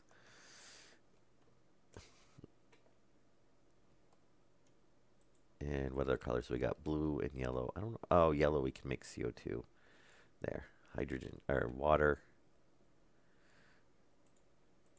And I think we're going to make CO2 yellow. There we go. And then I don't have any green paint right now, which I could go make some. And I was going to make pollution black. So they look like kind of like giant gumdrops now.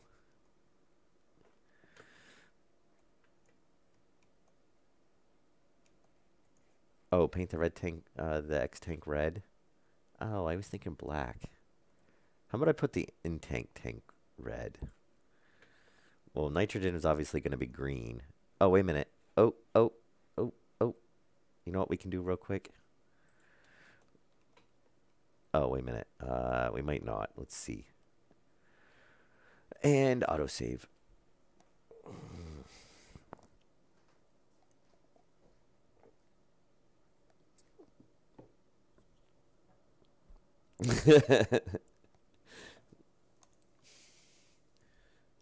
All right, let's see if we can get that depressurized.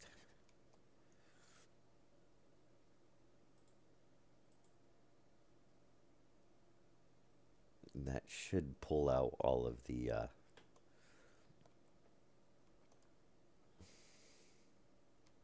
Okay, we'll do this real quick, and then it'll probably be the end of the episode since we've hit 2 hours.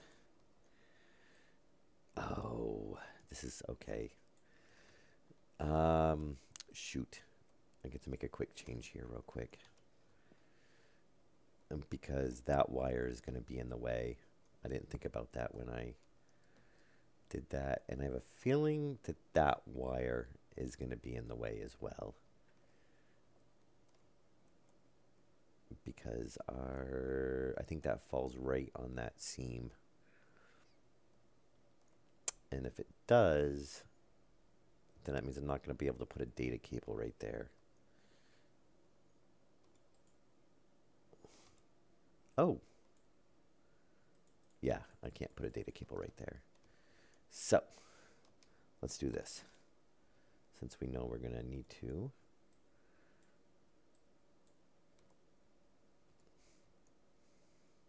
And let's see if we can get this to work out relatively. So get rid of the corner, get rid of that. Now the question is are we going to be able to get... Oh, don't tell me that corner went that way.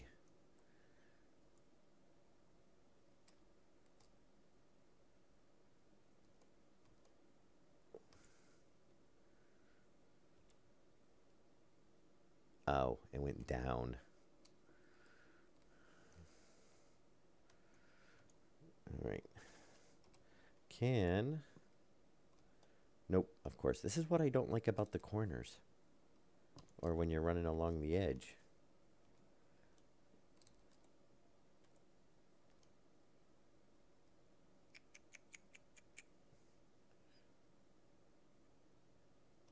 All right, I guess we're going to do that. So what we'll do is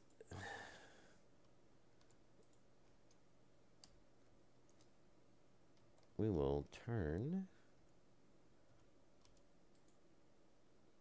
corner. I didn't really want to go that way, but I guess we don't have a choice.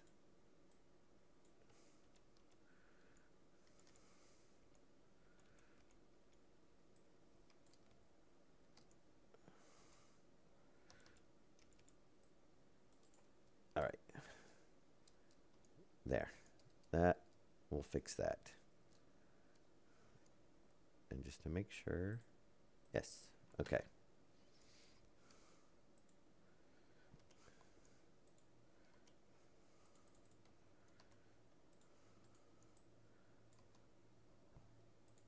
And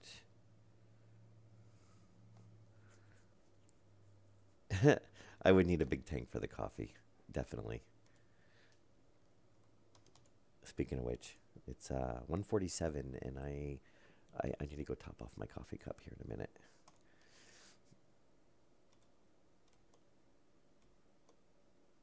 Okay, so if we grab this 33 PA. Really? You're going to tell me that was... Are you still trying to fill up, or are you just... Oh, no, it's using it. Okay. Well, let's actually increase that. And... Oh, no, we can't do that. We could do this, though. We're going to pop that pipe out. That way it's not going to... It'll drain the system without filling it. Because... There we go. Yep. So now... Yeah, I don't know why you have to use a drill on that.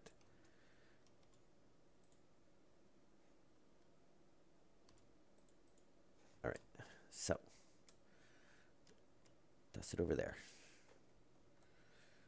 So son of a... Oh.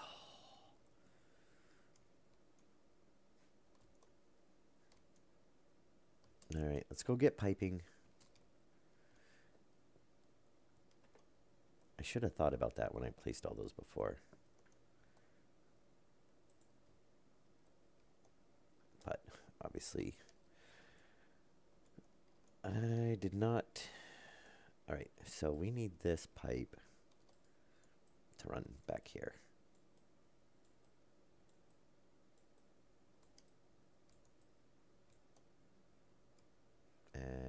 that's fine. We can leave that like that.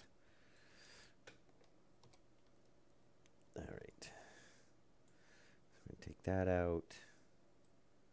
Take that, that, and that. Oh, and we need to pull that one out because that needs to be a corner.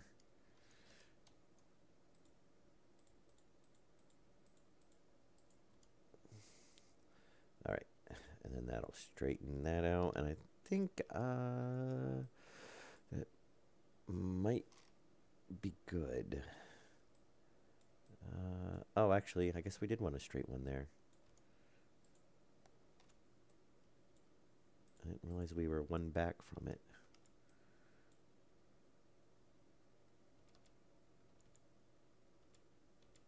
Ah, there we go. Very nice.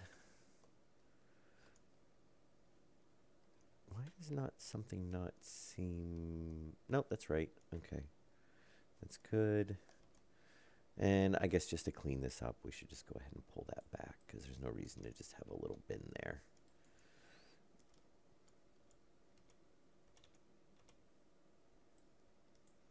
Right? Yes.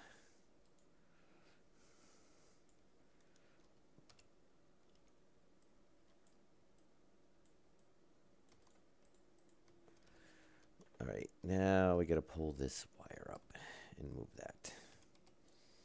And then we should be all good to go.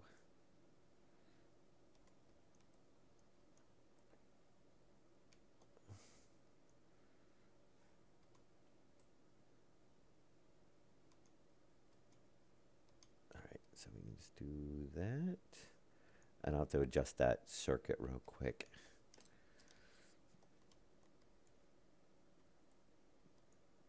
All right, so that's kind of a pain as well.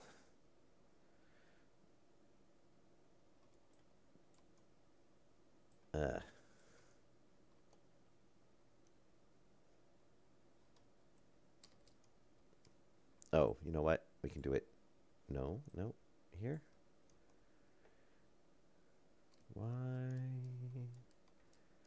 Why is that one not the same? Because it's got the oxygen tie-in. Ooh.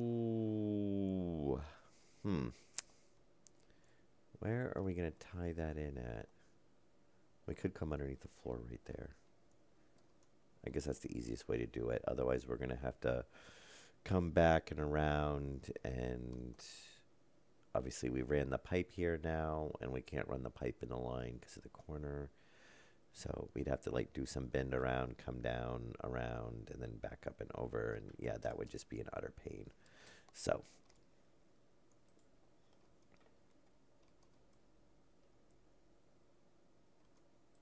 nope, that's the you can in the very edges. So like here, you can run a pipe or a wire around it this way.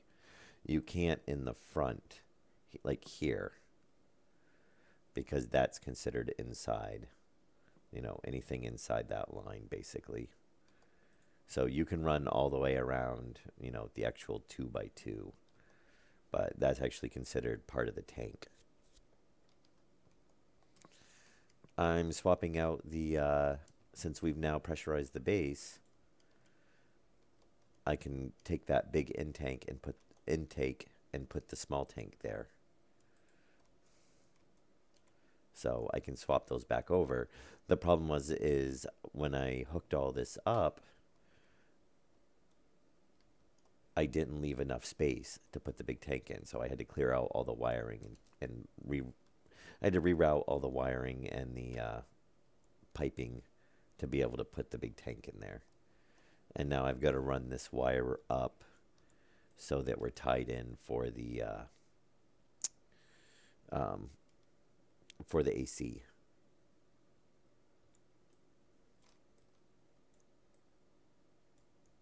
I was thinking about using all big tanks, but if I potentially put another airlock over there, then I want to have a small tank so I can have an airlock coming off that side of the base. Come on, I talked about that earlier. Well, no, because now it's 3 large tanks on one side, 3 large tanks on the other side, and 1 small tank in the middle. It still balances out.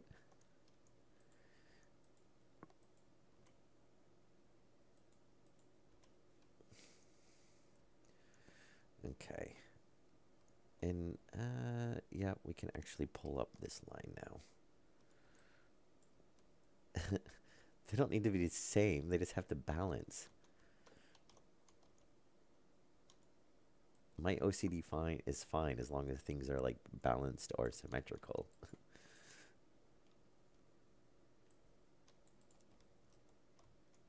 Okay. So, now... Oops. And what is going on with my wiring? There we go.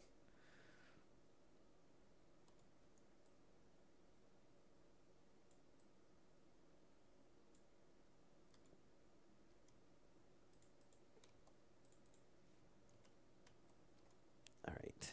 And now. Yeah, that would drive me nuts.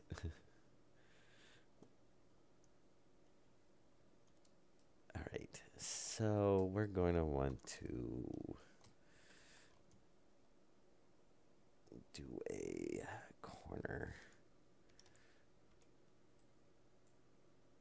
there. And here's me really wet in a crouch.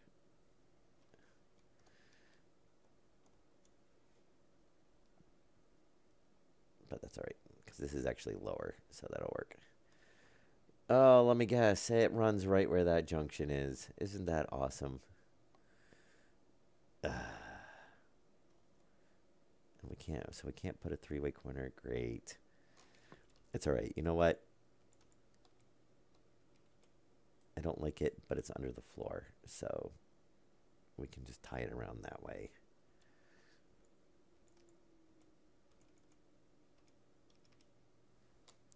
We need to come back a little bit farther, don't we?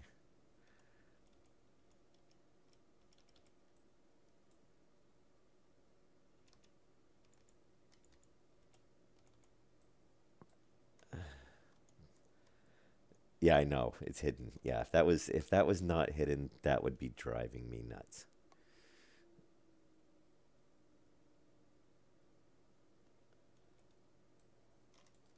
All right, there. All to tie in the AC or the tank pressure or temperature, actually temperature. That's what we need to pull off of that.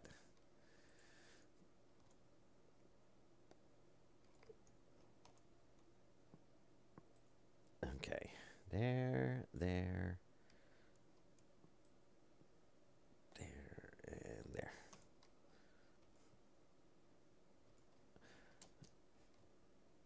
All right, let's get these all back in.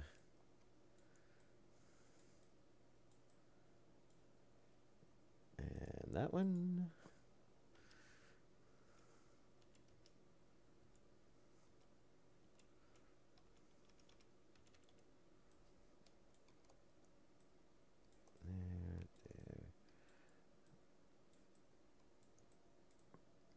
And hopefully we don't. Hey, perfect. All right. So, except that's not going to let me. Is that going to let me put it down there? Oh, very nice. Okay. Now, what do we have? And strangely enough, you know what I find out is this. Oh, it did actually fill. Oh, it must be because there's enough in there because it's 442. But usually I find out if it's pretty low, then it completely bypasses the tank. It just runs right into the system. Right. So, do that.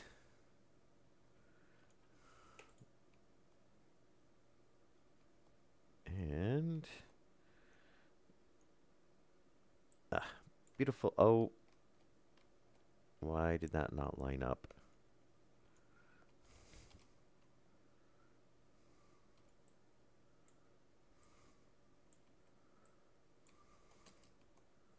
Oh, I need to bring it back one more.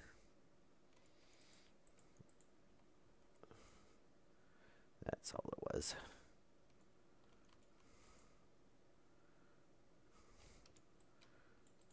All right, there we go.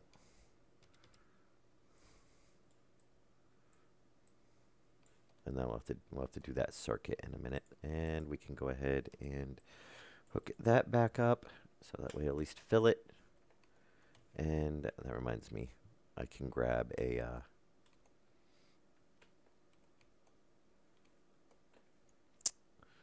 we'll grab that. We actually might need the pipe, so let's go ahead and take it with us. Actually, I'm pretty sure we're going to need the pipe.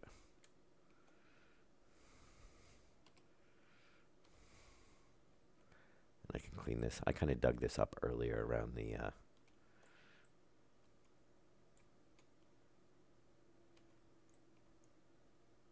but it was kind of a, I don't mind if there's a little bit there if it's underneath the floor, but I don't really like it sticking through the floor.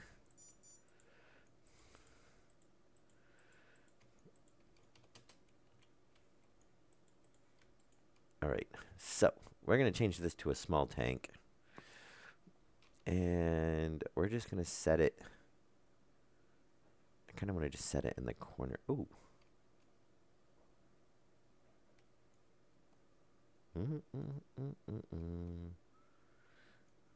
If we set it in the corner. Yeah, it'll be nice if we can make spaceships.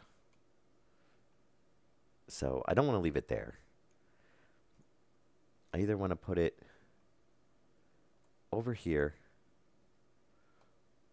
because I'd like to put an airlock door right there, and then just have this maybe like by the airlock. But I'm having a feeling that probably having it right there is going to work, because it shouldn't matter. Oh, actually, you know what? That'll actually probably work better. Because now that gets around the issue of it being after the volume pump and not having everything run through, since we're not going to have the big storage on after the volume pump. But you know, it basically puts it puts it on the same side as where the analyzer is. So if we do have any residual pressure after the pump kicks off, or the analyzer kicks off, it should be, well, there shouldn't really be any, because it'll be, well, there might be a little bit, but it shouldn't be too much.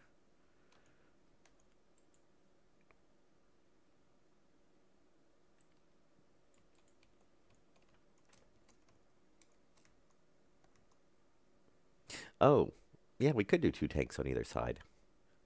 I do like that, because then it would be balanced. But we don't really need 2 tanks. But we could always put another tank there and maybe use it for something else. And so that's all good. But yes, because it does bother me. My other thought was I can just enclose it, because we don't ever need to access that tank. So I might just put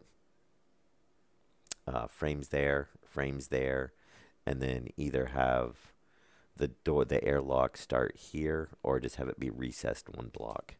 Because then we could put like consoles or something right there.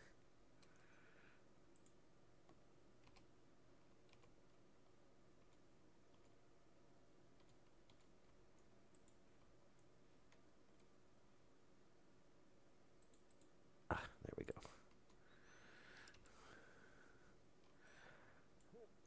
So we should be good there. I do kind of want to move that now, but I don't think there's... Yeah, we can't. Well, we might be able to. We might. No, I think the way the wiring and whatnot is, nope, because that's our radiator line. We've got our wiring. We might be able to reverse the wiring and whatnot, but it's not. It's only going to pull it back a little bit.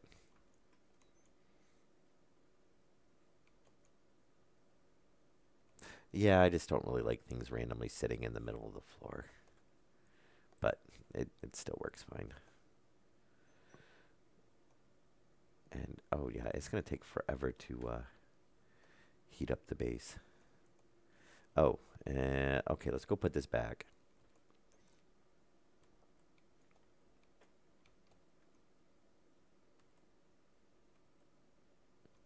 We're not pulling the read off the tank. We're pulling the read off the pipe analyzer. Yeah, because we're pulling off of this. We're not pulling off the tank. Because we couldn't before because it was after the volume pump. Now we could actually pull off of this. And no, you can still do it because you can do a corner and still have a frame block sitting on top of it. Oh, I see what you're saying. Yeah, but we actually don't need that there now because we can pull off of the pressure on the tank itself. So we can run a wire coming up and over into the circuit, and then we don't even need that. But before, where we had the large tank, the pressure was it was after the volume pump, so we couldn't read it because it wasn't telling us what it couldn't kick it on because the volume pump didn't know, you know. Well, it didn't help, but because if we read after here, it was after what was already pumped and not before.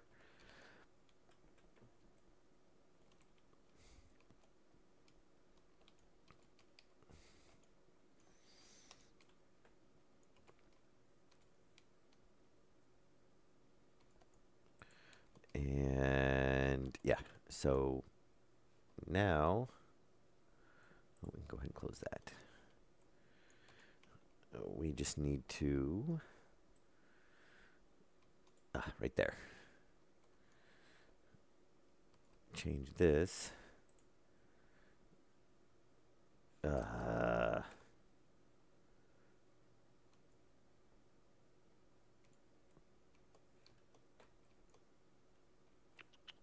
it is. We're going to label the tank. Yeah, I want to put, I've got to put the displays on all these. This is into tank.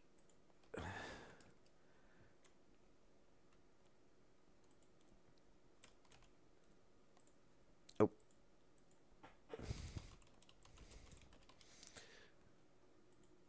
Okay.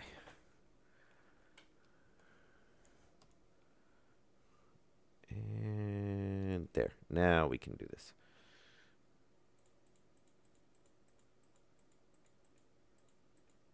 Into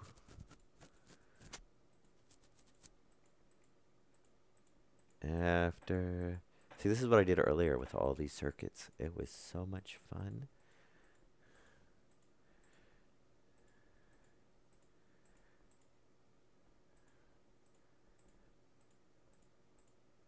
Did I pass it? Don't tell me I passed it.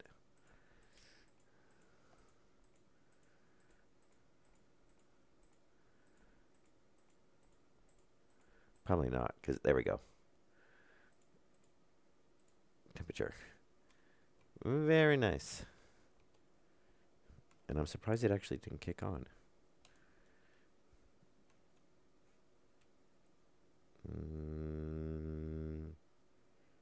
I would have think that should have kicked on.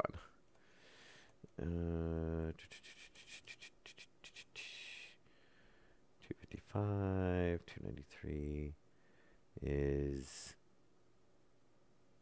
yeah, into tank reader is less than, probably because I manually kicked it off earlier. But that's fine.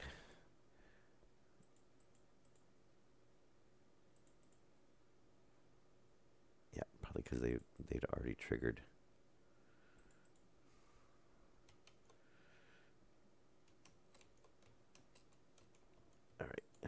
we should be good to go. All right. Oh, do we have any green paint?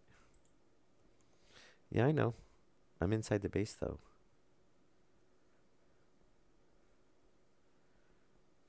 Yellow, red, orange.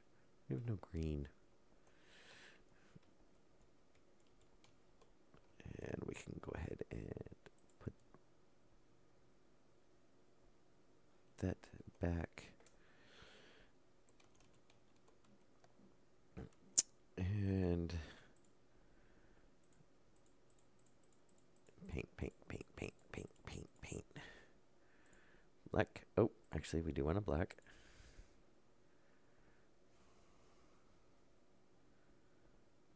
Oh. Oh, that's funny. So if you actually read it. Oh, I forgot we had brown and gray. So I like that. Look, it says clear spray paint. Green.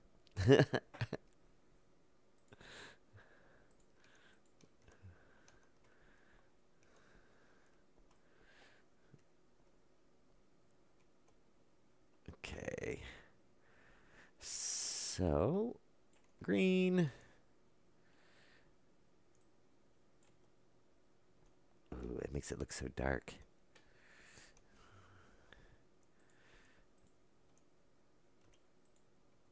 And I really hate that you cannot open up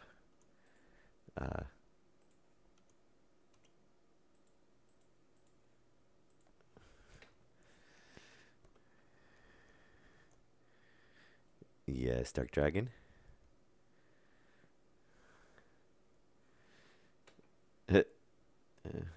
It is, isn't it?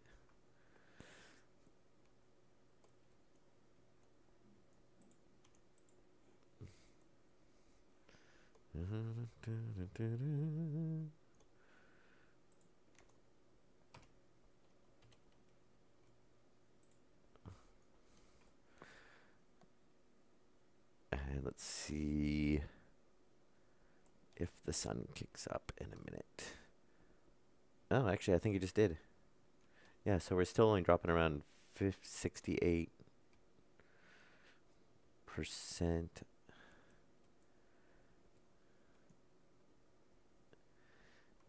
Yeah, I don't really want the, I kind of like it being black, though.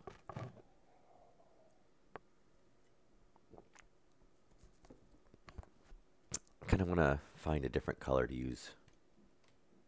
Whoa. I don't know why I suddenly moved so quick.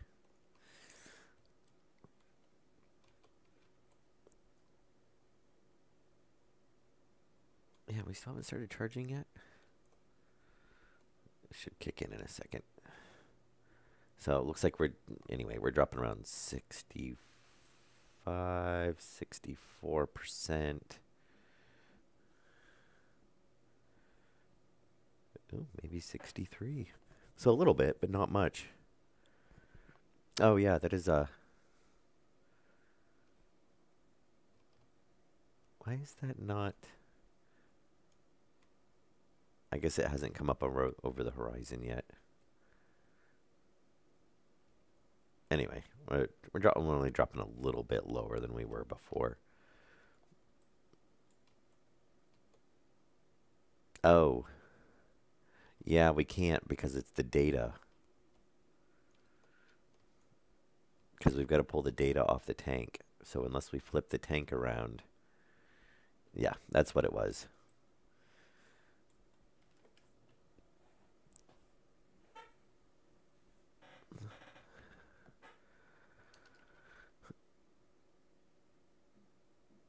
Nope. Yeah, now it's climbing. All right, so yeah, about 63%. That's not bad. And that's actually with the wall heaters running as well. So that's pretty good. Obviously, we've got a bit of, so we're dropping down here lower because we've got no input in this side. So I might either just stick one up there. I don't think that input line, the O2 mix comes all the way over here. I think it runs straight because where that used to be straight.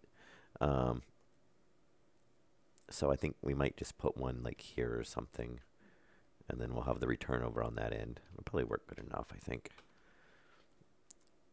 So, and then that should hopefully balance it out a little bit. We're at 57 over there. Obviously, once we've got them up to 100, then, you know, we're not... Oh, we can actually fix that too. We want to make it 100% O2. And I think I just did that backwards. Nope, O2 is filling up.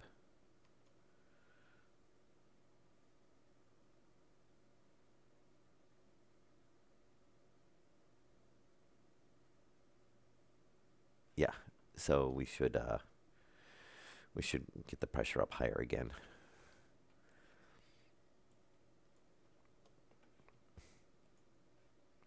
And obviously we still got to do some more lights in here. Since yeah, we haven't finished hooking them up yet. That'll be in the next episode. What were you saying? Standing at the top of the stairs.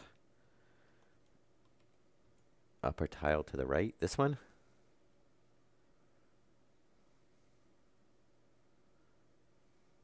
That's where I was thinking about putting it. It's just right there. Because that line, the line runs straight across on that wall and then bends right there. Oh, there?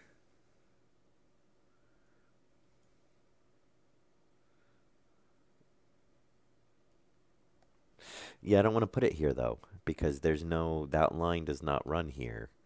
And I've already got a ton of line running back there coming down for all the waste system. Actually, well, we might be able to put it there, but that furnace is in there.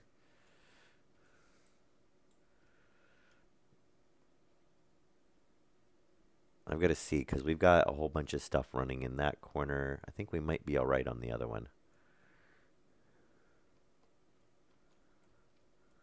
Yeah, there's quite a bit of stuff, but we might be able to do it.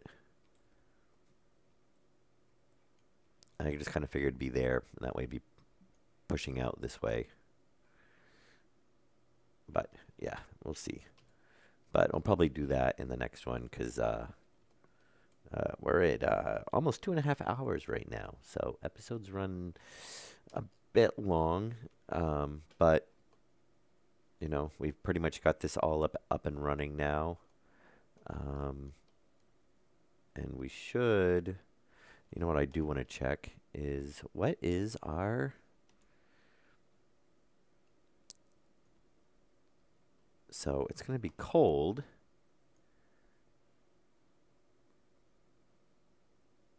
But we're not getting pollution, which is nice. So,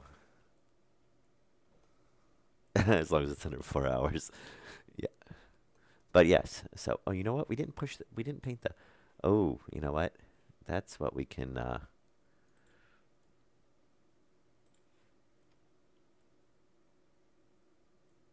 going to paint. Oh, there we go. Hey, there we go. We'll paint the button red. Since that's our kind of, don't accidentally press that and depressurize the base without noticing. Yeah, I know. We don't have much nitrogen right now. So I will definitely have to go on a run. We're actually almost out of O2 as well. Well, it's all pressurized in the line. I think I've got this set up to go up to 18. Nope, we've run it all. Well, that's not bad. We hit, well, even doing just the oxygen, we hit, looks like about 80.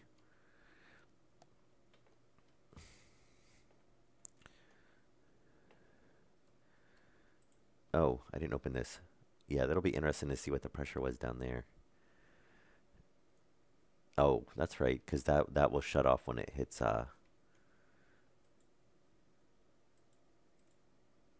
Oh, that's not on the. Okay, that's really weird. Why is that one not being controlled with the others?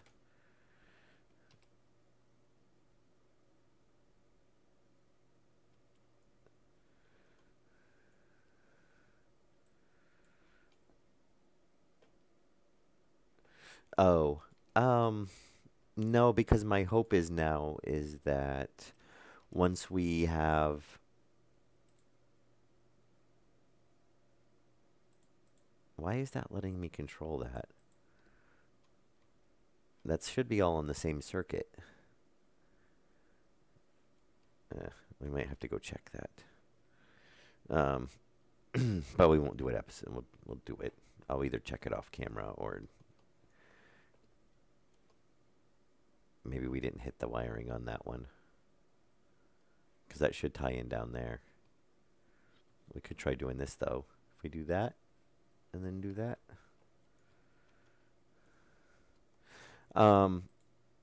Huh.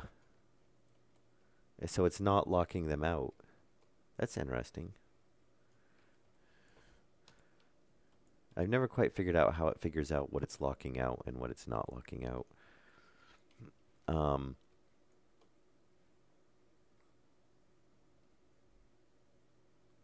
Yeah. So, yeah, we'll definitely do something with that. I think we'll just enclose those. And then maybe we'll enclose that. And then we'll have an airlock door there.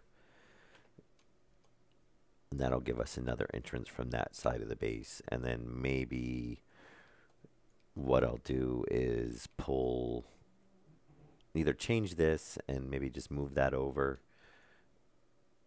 And we'll make window, and then we can stick like a door over here. Well, no, once the base gets warmed up, then we should, with the ACs, we should be able to maintain those in a temperature easy enough because they're going to be, yes, I'll go move the chairs because that does annoy me as well. Then it should be easy enough to maintain the temperatures in the tanks.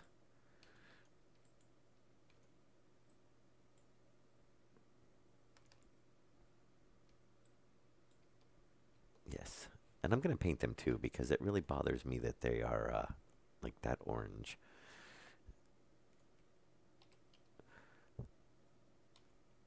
And I'm going to make them, oh, I could have made them black. Nope, I'm going to go the other way.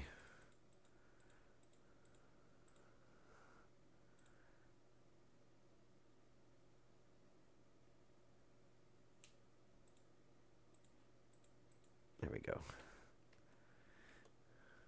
Oh, now I got to throw it and get rid of that last. There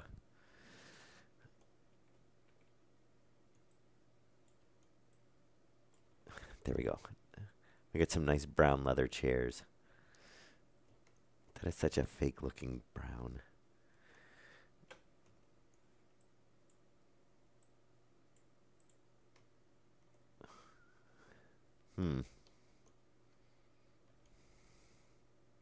Don't really know if I like that brown. They do kind of look like leather. It might have been why I picked that color. Though I was thinking I could have painted them the white. Or the black.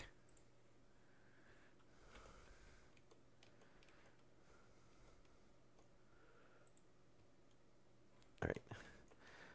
Alright, well that's pretty good. So, yeah, the base will warm up. And we're all repressurized. It'd probably take forever to warm up. I'm going to have to, obviously, put... yeah, we're obviously going to have to probably put some more heaters in. Which, like I said, that's...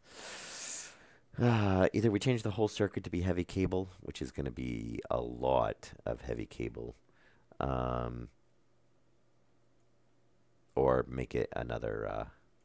it's not going to take that long. Or we make another circuit, and maybe we'll have like one side of the base on, or we go insane and we put like 4 heaters in one room on its own circuit, and then another 4 heaters in another. Well, we don't really need 4 heaters in there, but you know, we could definitely do 4 heaters in here, one on each wall.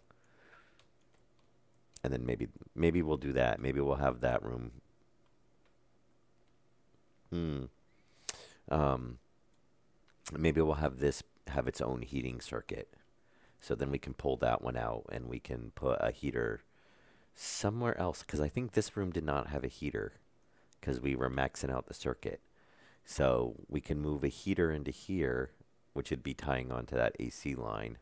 So we could just throw one, like here or something. That would actually work really well. You could throw one like right there.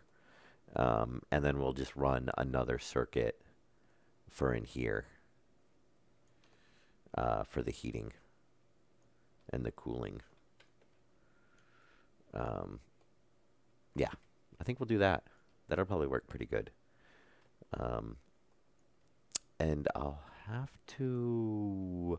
I wonder if we can get fancy with the. It'll take a lot more space, but I'm wondering if we can get fancy with the circuit and separate out the data side of everything so that we could run these on separate power circuits but have it controlled by the same circuit.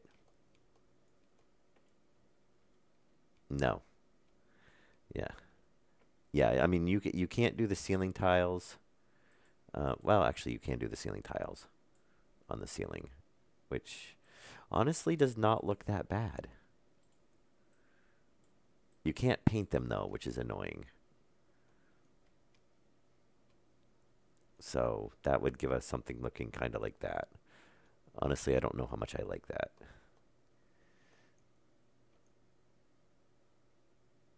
Yeah, I don't really like that because you can see right through them too easy. I mean, here it's not too bad. You see some cables or some lights every now and then, but it's not really that bad because you're moving through. But yeah, you can kind of see everything there.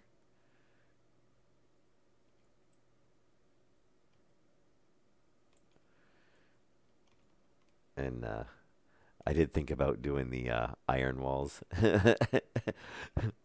on the uh, on the ceilings, but yeah, yeah, you could. Um, I don't know. I like to have something that was. I mean, this isn't too bad, like on the walls.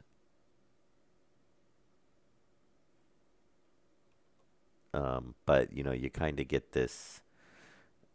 I mean, that's not bad around the doors, but you kind of get this, strip, which wouldn't be bad like here because you would have like one strip down the middle, but then you get to here and you're gonna have another strip, and then you're gonna have another strip, and that's you're gonna have a whole bunch of strips, or you run it this way and you get 5 million strips every other way.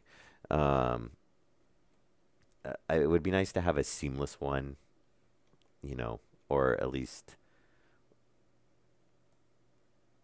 I don't know, either break it into quadrants and then you do it and it'll look like it's I don't know a ceiling. I don't know. I'm surprised that I'm assuming it must not be something easy to add. I don't know because no mods have added like anything new to the game yet. So I don't know if it's even possible with the mod support that there is now. Huh. Does it cover over it? Let's find out. Well, it's still there. I mean, you're going to still see it in the reflection, but I guess it's not that bad.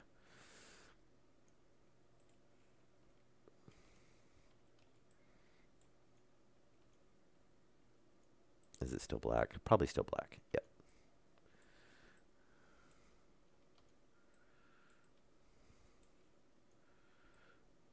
But, oh, wow, look at that.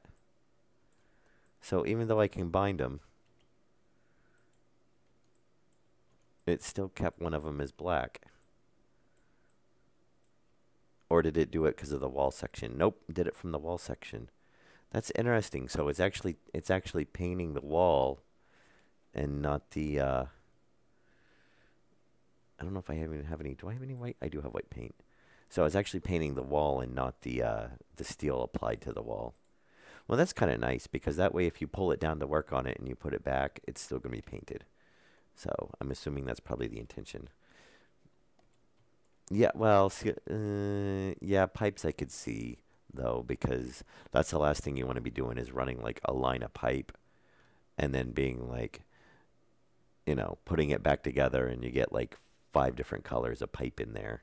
That would be annoying.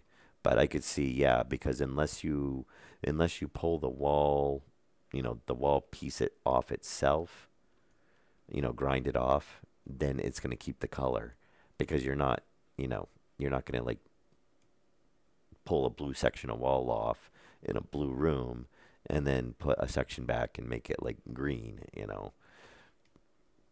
You're either going to, repaint the room, or if you grind it off, then it's going to reset it.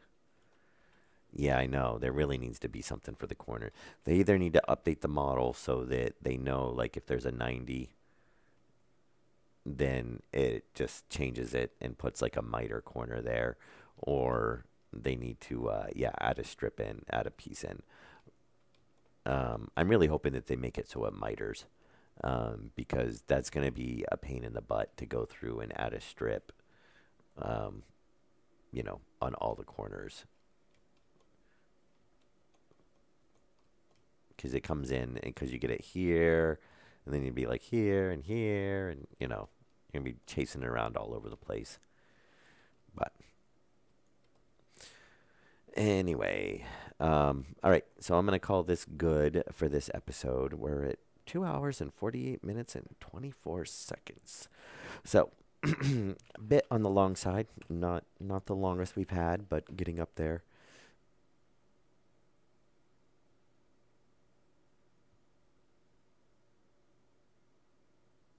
Hmm. What? No, why? That doesn't make any sense. It's just how the model is when you apply it, when you apply the steel sheets to it. It's not going to change anything with the wiring itself.